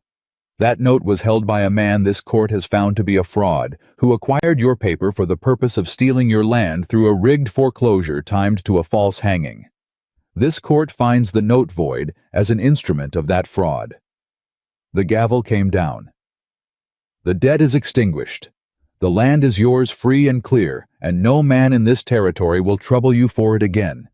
And I'll tell you, ma'am, off the record, and man to woman, it was the finest piece of justice work I've seen done in a courtroom in 20 years, and it was done by a widow with no money, and no lawyer, and nothing but 5 witnesses and a spine of iron. I'm obliged to have seen it. Evelyn Cole stood in the courtroom and heard her land handed back to her, and heard Caleb Dawson set free, and she should have felt the whole world lift off her shoulders at once. And she did mostly. But there was a thing she'd seen in Caleb's face when they read him free, a thing that had put a small, cold stone in her chest. Even in the middle of all that joy, a shadow, a turning away. A look she'd learned to read in 8 days on a fence line. The look of a man deciding something alone. She found him outside the courtroom in the last light, standing by the bay horse the marshal had returned to him, and she knew before he said a word. "You're leaving," she said.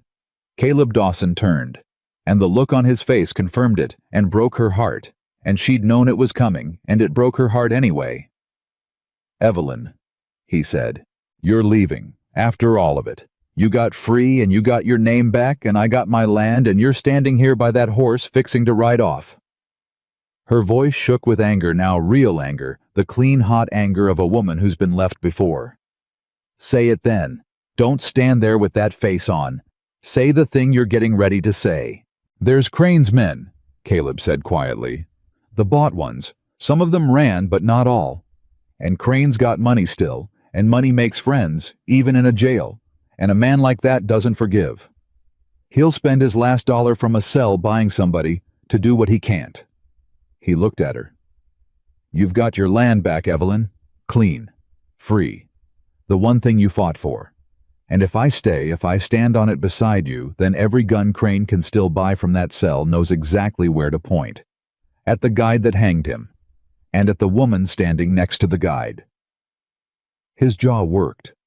"I won't do that to you. I won't be the reason your free land turns into a place with a target on it. You didn't ride 2 days and pull down the worst man in this territory just to spend the rest of your life watching the road for the men he sends. So you'll watch it for me instead," Evelyn said. "From somewhere else. Alone. That's the plan." "That's the plan. It's a coward's plan, Caleb Dawson." She stepped close to him, right up to him, furious. "And you are not a coward. I have watched you be a great many things, but I have never once watched you be a coward, so don't you start now, and don't you dare call it protecting me. You told me you stood in my barn, and you told me you were done running. You said you'd rather stand and tell the truth than live another day carrying it. And now you've told the truth and you're free, and the first thing you want to do is run again from me, and call it my own good." Caleb closed his eyes. "Evelyn, you said you'd say it to me." Her voice cracked wide open now. "In the jail. You pressed my hand to your mouth and you said tomorrow. Well, it's tomorrow, Caleb. It's been 3 tomorrows. And now you're going to ride off without ever saying it, and let me stand here the rest of my life, not knowing if I made it up, if I rode 2 days and pulled down a rich man for a thing I only imagined. I love you." It came out of him rough and sudden and torn loose, and it stopped her cold, stopped her voice, stopped everything. "I love you," Caleb Dawson said again, quieter, wrecked. "God help me, Evelyn. I have loved you since the first night, since you stood in that yard with a rifle and told me no, and then let me in anyway because your conscience overruled your good sense. I loved you when you hauled me out of that bog. I loved you when I found out you sold my furs and rode 2 days into Crane's own town to save a wanted man's neck. Nobody ever came back for me in my whole life, and you came back, and I have loved you every mile and every minute since, and that—" His voice broke entirely. "That is exactly why I have to go. Because I love you too much to be the thing that gets you killed. Because you finally have your land and your peace. And your name is clean in this territory. And if I stay, I bring the danger right up onto your porch. Loving you is the reason I'm leaving. It's the only reason strong enough to make me do it." Evelyn Cole stood in the last light and looked at the man who'd just told her he loved her and told her goodbye in the same breath. And she understood him. That was the cruelest part. She understood him completely. Understood that this was who he was. A man who'd spent his whole life protecting people by putting himself between them and the danger. A man who'd stood in a doorway bleeding and offered to hang and bluffed a rich man and hauled her from a bog, and who could not now at the last imagine any way of loving her that didn't mean leaving her safe and going off alone to be the target. "All right," she said. Caleb blinked. Whatever he'd braced for it wasn't that. "All right. You heard me." She wiped her face hard once. "You're a grown man, Caleb Dawson. I can't tie you to my fence. I learned a long time ago you can't keep a man who's decided to leave. I was married to one for 11 years, one who was always leaving even when he was standing still. So, all right, if you've decided that loving me means leaving me, then I can't stop you. I won't beg. I've done enough begging in courtrooms this week to last me a life." She stepped back from him. "But you listen to me first," she said. "You listen good because I'm only saying it once. That land is mine now, free and clear. And it's got a spring on it that doesn't quit, and a fence that's finally mended, and a house with a plate on the table, and an empty chair beside it, and it is going to be there. Whatever you decide. Whatever roads you ride watching for Crane's men. That land and that chair and that woman are going to be right there on the finest piece of ground in the valley, and they are not going anywhere." Her chin came up. "So you go do what you have to do. You go be a target somewhere far from me if that's the only way your stubborn heart knows how to love. But understand that you're not protecting me by leaving Caleb. You're just leaving. And there is a difference, and one day out on some empty road, you're going to feel it." Caleb Dawson looked at her for a long, long moment. Then he did the hardest thing she'd ever watched a man do. He turned, and he put his foot in the stirrup, and he swung up onto the bay horse, and he looked down at her from the saddle with a face that was coming apart at every seam. "Evelyn," he said. "Don't." She wrapped her arms around herself. "You've said the only two things worth saying. You said you love me, and you said goodbye. Don't spoil either one with talk. Just go if you're going. Go on." And Caleb Dawson turned the bay horse toward the road, and he rode. She watched him the whole way. She watched him ride down the main street of the territorial seat in the failing light, watched his broad back get smaller, watched the horse. She'd sold his furs to feed, carry him away from her. And she did not call out again, because she'd meant what she said. She was done begging. And because some part of her, the part that had learned to read weather in animals and men, was watching him go, and marking every hesitation in it, every time his shoulders tightened, every time the horse slowed a half step, under a hand gone uncertain on the reins. He stopped at the end of the street. He sat there a long moment at the edge of town, at the place where the buildings gave out, and the road ran on toward everywhere and nowhere.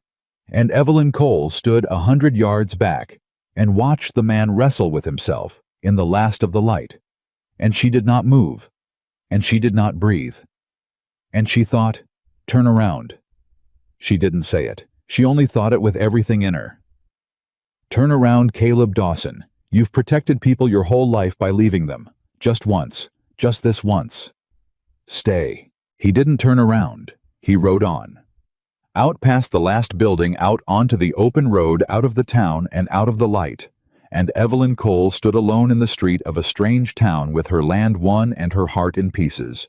And she watched the man she loved ride off to keep her safe by breaking both their hearts. And she thought that this of all the hard things this month had asked of her was going to be the one she never got over. She was still standing there when full dark came. She was still standing there when the old woman Prudence Vane came and found her, and put a thin, strong arm around her shoulders, and said nothing at all, because there was nothing to say, and the two of them stood together in the dark. Two women who'd lost too much, one who'd lost a daughter to the snow, and one who'd just watched love ride off down an open road. "He'll come back," the old woman said finally. "No," Evelyn said. "He won't. He's the kind that protects you by leaving. I've seen it all the way through him. He'll spend the rest of his life out there watching the road for Crane's men so they never find their way to my porch, and he'll call it love, and he'll die alone thinking he did right by me." Her voice was flat and empty and certain. "He won't come back. He loves me too much to come back. That's the whole tragedy of the man."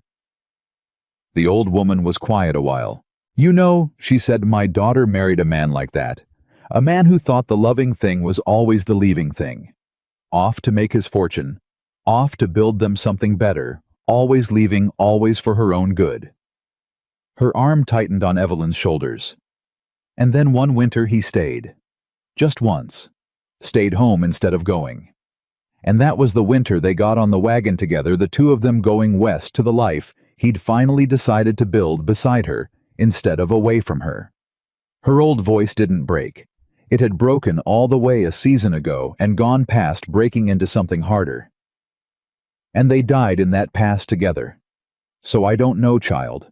I don't know if the leaving kind or the staying kind is the one that breaks your heart worse. I've had both. They both end at a hole in the ground." She looked out at the dark road where Caleb had gone. "But I'll tell you this much. The winters my son-in-law left my daughter was safe, and she was lonely, and she cried herself to sleep. And the winter he stayed, she was in danger, and she was happy. And she died happy beside the man she loved, going toward a life they'd chosen together." She turned Evelyn gently by the shoulders. "Safe and lonely, or in danger and loved. That's the only choice this hard country ever really offers a woman.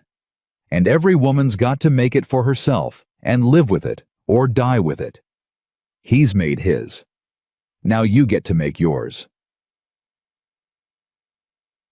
Evelyn Cole stood in the dark and looked at the empty road. And somewhere out on that road, a mile gone into the night, a big man on a bay horse rode alone, toward everywhere and nowhere, carrying his love for her like a stone he'd chosen to carry rather than set down at her feet.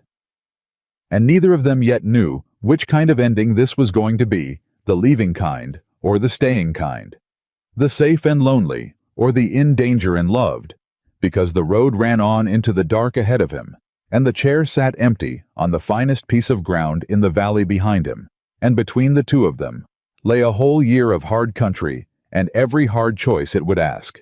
Evelyn Cole made her choice on the ride home, and she made it the way she'd made every hard choice of her life, alone on a horse with nobody to help her carry it. She chose the land. Not because she'd stopped loving Caleb Dawson. She would love that stubborn man till they put her in the ground she knew that with the same cold certainty she knew weather. But because the old woman had it wrong, or half wrong. It wasn't safe and lonely, or in danger and loved. There was a third thing, a harder thing, and Evelyn had 2 days on the road to find it. It was this: you built the life. You built it good, and you built it strong, and you built it whether he came back or not, and you did not spend it standing at the end of a street, waiting on a man's shoulders to turn. She'd spent 11 years waiting on a man to arrive at a life he was always leaving toward. She was done waiting, so she went home and she built. The first week she nearly worked herself into the box Silas Pruitt had once warned her about. She was up before the sun and down after it. She mended everything Caleb's leaving had left, half done the last of the fence, the barn roof, the kitchen door that still hung crooked. She sold no cattle. She bought 2 more with money that came unexpected from the territory itself, a small settlement. Judge Harmon pushed through for the wrong done her, and she bred her scrawny herd up. Careful, and by fall the spring on the north end was watering 39 head that were no longer scrawny because a drought breaks eventually, and hers had broken. The valley changed around her that year, and that was the strangest part. Because when Harlan Crane fell, the whole valley he'd owned came loose. The notes he'd held reverted or voided or got bought up, honest. The neighbors he'd scared off drifted back. And the people who'd whispered about the widow, who'd sent no dish to her husband's grave, who'd driven out to smell her laundry. Those same people one by one came to her gate that year with their hats in their hands.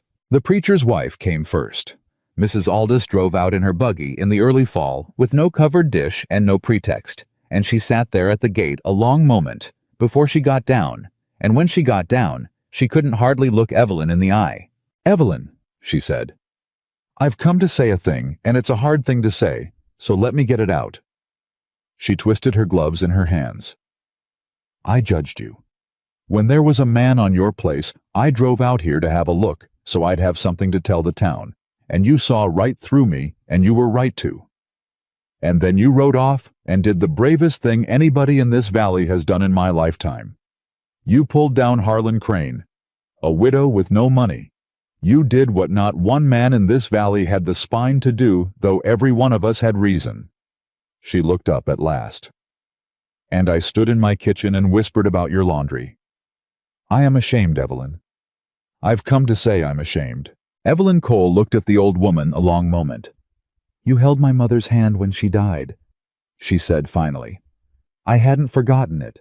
Even when I was angry at your gate, I hadn't forgotten it." She opened the gate. "Come in, Mrs. Aldous. I've got coffee on. It's not much of a house, but the door hangs straight now, and there's a chair." And that was how it started, the valley coming back to her one hat at a time. Not because she'd won, though she had. Because they'd watched a woman they'd written off do a thing that shamed them all. And there is nothing that draws people to a person like being made gently and without a word of gloating to feel the size of their own smallness against the size of somebody else's spine. By winter, she was not the lonely widow the valley had condemned. She was the woman who broke Harlan Crane. Folks brought her their troubles, now their disputes, their questions about notes and deeds and law, because she'd stood in a courtroom and beaten the richest man in the territory with nothing but the truth, and a valley remembers a thing like that. Prudence Vane came down from the north and took the little room off the barn, where Caleb had once bled and stayed, because she had nowhere else, and Evelyn had room, and the two women had been forged into something like family in a boarding house and a courtroom. And grief shared under one roof is grief halved. But every evening when the work was done, Evelyn Cole walked out to the fence line at the west edge of her land, where the road came down into the valley, and she looked at that road a while before she went in. She didn't wait. She'd told herself she was done waiting, and she meant it. She didn't stand there hoping. She just looked at the road once a day, the way you look at a scar. Not because it hurts anymore quite, but because it's part of you now, and you'd be lying to yourself to pretend it wasn't there. "You still looking at that road?" Prudence said one evening. Come up beside her. "I'm looking at the weather," Evelyn said. "You're looking at the road." "I'm looking at the weather over the road." The old woman almost smiled. "He'd be a fool not to come back." "He's not a fool. That's the trouble." Evelyn turned from the fence. "A fool would have come back the first week, danger be damned, and I'd have had him and lost him both to some hired gun by spring. Caleb's not a fool. He's worse. He's a man with principles, and a man with principles will break his own heart and yours too, and call it the right thing, and be at peace with it, because principles keep a man warmer at night than a woman does. I know. I married a man with a dream once, and a dream and a principle are cousins. Both of them love you fine, right up until they take you away from me." Prudence Vane was quiet a moment. "News came up from the seat," she said. "You'll want to hear it. Crane's trial's set for spring, but they've moved him, took him out of the territory down to the federal seat on account of nobody trusted a local jail to hold a man that used to own the locals. He's out of reach now, guarded federal. His money can't touch federal men the way it touched ours." She looked at Evelyn. "And they say the men he still had, the bought ones, the ones that stayed loyal for pay, they scattered when the pay stopped coming. A jailed man with a frozen purse doesn't keep an army child. They're gone, drifted off to the next paymaster. There's no danger left on that road for a man to protect you from. There hasn't been for months." Evelyn Cole stood very still. "When?" she said. "When did the men scatter?" "Word is by the first snow, months back." And Evelyn understood, standing at her own fence in the failing light, that the whole reason Caleb had ridden off the danger. The target crane's guns pointed at her porch had melted away with the first snow months ago, and either he didn't know it off wherever he'd gone, or he did know it, and he was still not coming, and she could not decide which of those was worse, and she went inside that night and did not eat her supper. Winter was long. She built through it. That was the answer she'd found on the road home, and it was the only answer that held when the missing got bad. When the empty chair got too loud, she built. She birthed calves in the cold with her own hands. She dug the spring out wider so it'd never fail. She taught the neighbor boy who'd looked after the place to read, because he was quick, and the winter was long for a boy too. She became that hard, cold season, something she'd never once been in 11 years of marriage. She became the center of a thing, instead of the wife of a man who was always leaving the center. People came to her. People stayed. The land held them all. And she stopped somewhere in the deep of that winter walking out to look at the road. Not because she'd stopped loving him, because she'd finally understood that the looking was the last piece of waiting she'd been lying to herself about, and she was done, all the way done, and a person cannot build a life with one eye on a road. So she stopped. She let the road be just a road. She turned her chair at supper so the empty seat was at her back and not across from her, and she filled the house with the sounds of Prudence and the neighbor boy and the neighbors who came now, and she let the quiet grief of the man who wasn't there settle down under all of it into something she could live on top of instead of inside of. That was the winter Evelyn Cole stopped being the widow who lost, or the widow who won, and became simply Evelyn Cole of the finest piece of ground in the valley who could stand any weather and had. Spring came.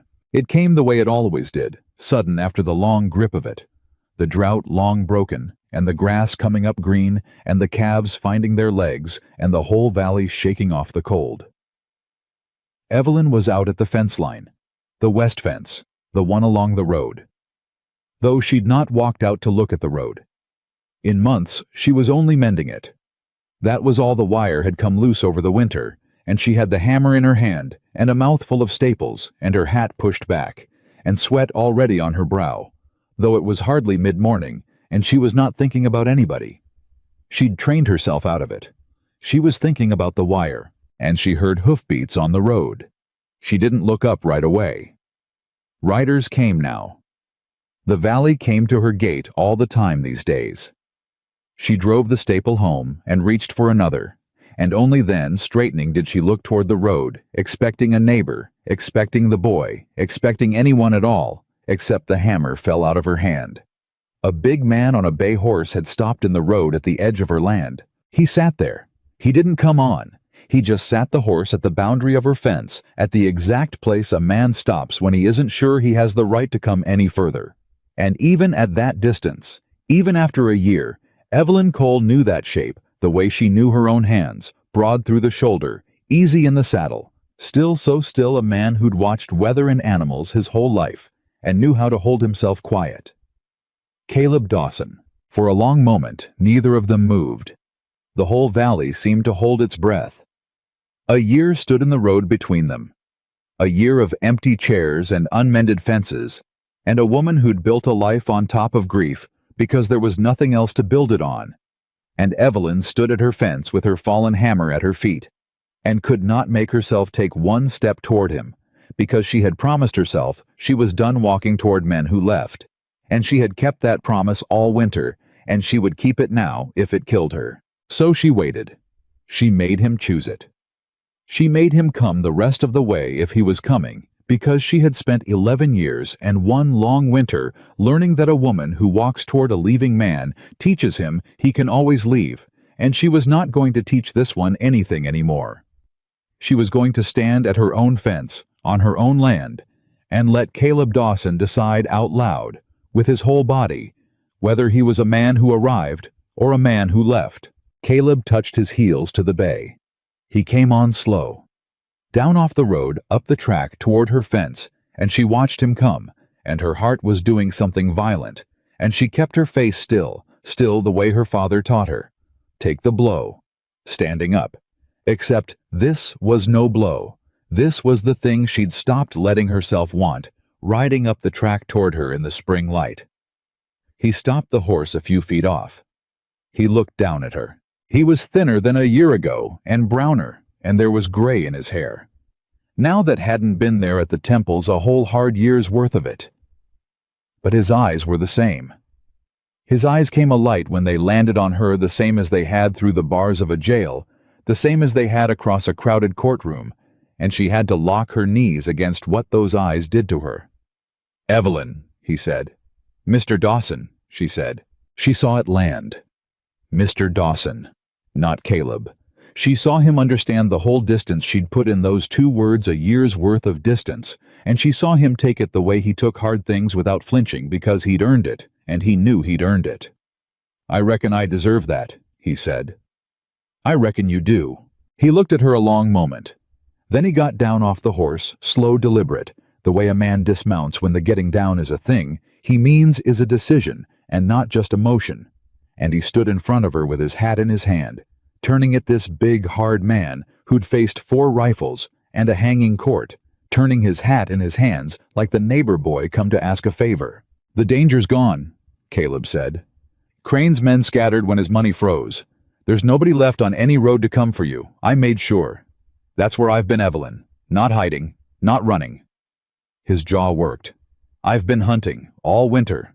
I went and I found every man Crane had bought that might have come for you, and I found them one at a time. And I made real sure every last one that they'd drifted too far and forgotten your name, too good to ever find their way back to this valley. That's what I've been doing all these months, making the road safe. So that when I came back, if I came back, I wouldn't be bringing the danger up onto your porch with me." Evelyn stared at him. "You spent a year," she said slowly, "hunting down Crane's men, so the road would be safe, so you could come back clean." "Yes. You could have written." "I don't write good." "You could have sent word." "Word gets intercepted. A man hunting Crane's men can't leave a trail back to the woman he's protecting." He said it plain, no self-pity in it, just the flat, hard logic of a man who'd thought it all the way through and paid the whole price of it. "I know what the year cost you, Evelyn. I do. I lay awake most nights of it knowing exactly what it cost. But I couldn't come back and stand on your land until I could stand on it clean. Until I could look at that road and know for certain there wasn't a soul left on it that meant you harm. It took a year." He turned the hat. "It's done now. The road's clean. I checked it twice." And Evelyn Cole stood there and understood him. Understood him completely, the way she always had. From the first night understood that he had done the most Caleb Dawson thing a man could possibly do. Had loved her by leaving, and then spent a whole brutal year making the leaving into a gift, hunting down her danger, one man at a time, through the cold, so that he could come back to her, not empty-handed, but with the whole road swept clean behind him. It was insane. It was the most stubborn, principled, wrong-headed, magnificent thing she'd ever heard. And it was, she realized, exactly and only how this man knew how to love. "You great fool," she said, and her voice broke clean in half. "You beautiful, great, impossible fool. I told you. I told you at the end of that street. I told you that leaving wasn't protecting me, it was just leaving, and there was a difference, and one day out on some empty road you'd feel it." She was crying now, and she didn't care. "Did you feel it?" "Every day," Caleb said, and his own voice was gone rough. "Every single day, Evelyn. You were right. It wasn't protecting you. It was leaving you. And I felt the difference every mile. But I was already gone, and I was already hunting, and I told myself I couldn't come back until it was done. But the truth is, I could have come back any time, any day the men were scattered by the first snow. I could have turned around at Christmas." He looked at her, and his face came apart the way it had at the end of the street, the way it had through the jail bars. "The truth is, I was afraid. Not of Crane's men. Of you. Of standing right here, right where I'm standing, and having you look at me the way you're looking at me, and hearing you say Mr. Dawson, and knowing I'd earned it. The hunting was real. But I stretched it out. I stretched it out because I was a coward about the one thing I've ever been a coward about in my life, which is standing in front of the only woman I ever loved, and asking her to forgive me for leaving. The valley was silent. The spring wind moved the new grass. "So that's what I'm doing," Caleb Dawson said. He dropped down right there on one knee in the dirt of her track, the big man folding down into the dust in front of her fence. "That's what I rode a year and a whole winter's cowardice to do. I'm standing in front of you, kneeling in front of you, and I'm asking you to forgive a man who loved you so badly and so wrong that he left you alone a year to do it. I've got no ring. I spent the last of my money making sure of the third man on my list. I've got no land. You've got the land you always did. You won it. I've got nothing to offer you, Evelyn Cole, but a pair of hands that can mend a fence and that can do the work, and a heart that has been yours since the first night in the yard, and is done all the way done being anywhere in this world but wherever you are." His voice broke entirely. "I spent my whole life looking for a place to belong. I found it in 8 days on a busted-down widow's ranch, and then I threw it away for a year on a principle, and I have come back to ask if it's still here. If there's still a chair. If a fool can be forgiven, that's all.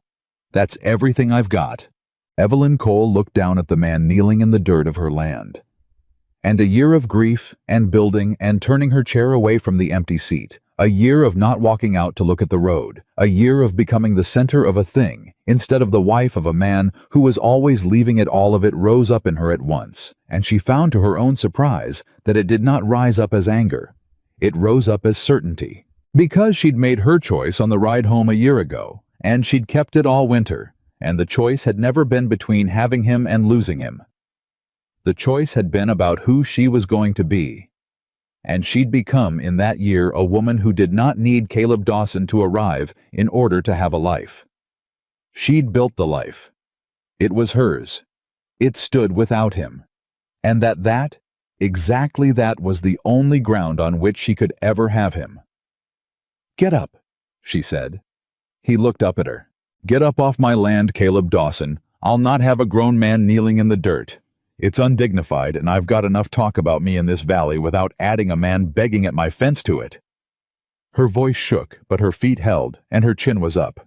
"Get up and stand on your feet and hear me, because I'm only going to say this once too, same as you. I forgave you months ago. I forgave you the night you rode off standing in that street watching your shoulders not turn. Because I understood you, you stubborn man. I've understood you since the first night since you offered 10 furs and stood in a doorway and bled quiet. I know exactly what you are. You're a man who loves by leaving, because leaving's the only way you've ever known to keep the people you love safe. And I forgave that the way you forgive weather. It's just what you are. But here's the thing you have to hear, and you have to hear it before you take one step past that fence." She came right up to him, close the way she had at the end of the street, but there was no anger in it now, only iron. "I don't need you. Do you understand me? I built a life this year without you in it, and it's a good life, and it's a full one, and this valley that once left me to starve now comes to my gate with its hat in its hands, and I am the center of it, and it stands whether you're in it or not. I will never again be a woman who needs a man to arrive so her life can start. Those days are dead and buried next to Thomas. If you're looking for a woman to rescue ride on, I've done my own rescuing." Caleb Dawson had gotten to his feet. He stood in front of her hat in his hand, and he did not look wounded by it. She watched it come over his face. He looked like a man hearing the exact thing he'd hoped against hope to hear. "I don't want to rescue you," he said. "God knows you don't need it. I watched you rescue me. Then you understand. Evelyn said that if I let you back onto this land, it is not because I need you. It's because I want you. And that's a harder thing and a truer thing, because need you can't help but want you. Choose every day on purpose, with your eyes open." Her voice dropped, and it was steady now, all the way steady. "I chose the land a year ago. I chose to build. And I built something you can come and be part of if you're done leaving. But you don't get to be the center of it, Caleb. I'm the center of it. You get to be a man who chose to stay. That's the only offer on the table. A chair and work, and a woman who wants you but has learned she can live without you. Take it or ride on. But there's no third thing, and there's no going back to how it was, because how it was is gone. And what's here now is better and harder, and it's mine. Caleb Dawson looked at her for a long, long moment. And then this hard man who had taken a bullet without a sound, who had faced a hanging court, who had hunted down a rich man's army alone through a winter. This man's face broke open into something Evelyn had never once seen on it. Not the crooked, exhausted smile from the yard. Not the alight eyes from the jail. Something new. Something that had never had reason to exist before. He looked for the first time since she'd known him like a man who had stopped running for good. A chair and work, and a woman who wants me. Caleb said slow, like he was reading it off the sky, like he could not believe it was being offered. But doesn't need me. He shook his head, and there was wonder in it. Evelyn Cole, that's the finest offer any man ever got in the history of the world, and I don't know that I deserve one word of it, and I would be a bigger fool than I've already proved to be if I rode past it. He put his hat back on. He squared his shoulders. And he said, I'll take the chair. I'll take the work. And I'll spend every day I've got left choosing you on purpose with my eyes open and never once calling it need, because you're right. Want's the truer thing, and I've wanted you every mile of a year I spent proving I was too dumb to know it. Evelyn Cole looked at the man standing on the edge of her land, and then she did the thing she had promised herself all winter she would never do, and found that it was not weakness after all, because she was choosing it on her own ground, on her own terms. With her eyes open, she closed the last few feet between them, herself of her own free will, and she put her hand flat against his chest where a year ago she'd pressed it to stop the blood, and she felt his heart going under her palm, just exactly the way it had that first night in the dark, fast and fighting and alive. Then get on the right side of the fence, she said, and pick up that hammer. There's wire come loose over the winter, and I've been meaning to mend it, and it goes faster with two. Caleb Dawson stepped over the fence onto Evelyn Cole's land. He bent down and picked up the hammer from where it had fallen at her feet. He straightened up, and he stood there beside her in the spring light on the finest piece of ground in the valley, a wanted man cleared, and a widow who'd won two people the whole world had underestimated and left for lost. And he looked out at the loose wire, and the mended fence, and the 39 fat cattle, and the spring that never quit. And he looked at the woman beside him, and Evelyn watched him understand all at once, and all the way down, that he had finally arrived somewhere he was never going to have to leave. "Evelyn?" he said. "What?" "I spent my whole life looking for a place to belong." She took a staple from her apron and set it against the post, and she held it there, and she looked up at him, and for the first time in a year and a long, hard winter, Evelyn Cole let the whole of what she felt come up into her face, and stay there, unguarded in the daylight where he could see it. "And did you find one?" she said. Caleb Dawson raised the hammer. "Yes," he said. "Right here. I found it the first night, and I was too much a fool to know it, and it took me a year to come home to it. But I found it." He drove the staple home clean one stroke, the wire pulled tight and true against the post. "Right here. With you. On the land you won. In the chair you're letting me have. Wanting you with my eyes open every day I've got left." He set the next staple. "And I'm not leaving it again. Not for danger, not for principle, not for your own good, not for anything. A man only gets one place that's his Evelyn. I'm done being fool enough to ride away from mine." And Evelyn Cole stood at her fence in the spring light beside the man who'd come home, and she reached up and tipped his hat back off his brow the way she'd wanted to since the first day, so she could see his whole face when he wasn't hiding any of it. And she said the last true thing there was to say. The thing that closed the whole long circle of it from a bleeding stranger in a yard to a cleared man mending fence on the land they'd fought for and won. "Then welcome home, Caleb Dawson," she said. "You took your sweet time. Now pick up the pace, we're burning daylight, and this fence isn't going to mend itself, and I've got a life here big enough for two if you've finally got the sense to stay and live it." He stayed. He stayed that spring and the summer after, and every season that followed, on the finest piece of ground in the valley beside the woman who'd wanted him, with her eyes open, and never once called it need, and the fence never did stop needing mending, and the spring never did quit, and the chair at the table was never empty again, and the two of them grew old together on the land she'd won, and he'd come home to, and there was never from that day to the last of their days one single hour that Caleb Dawson spent looking at the road. He'd already arrived.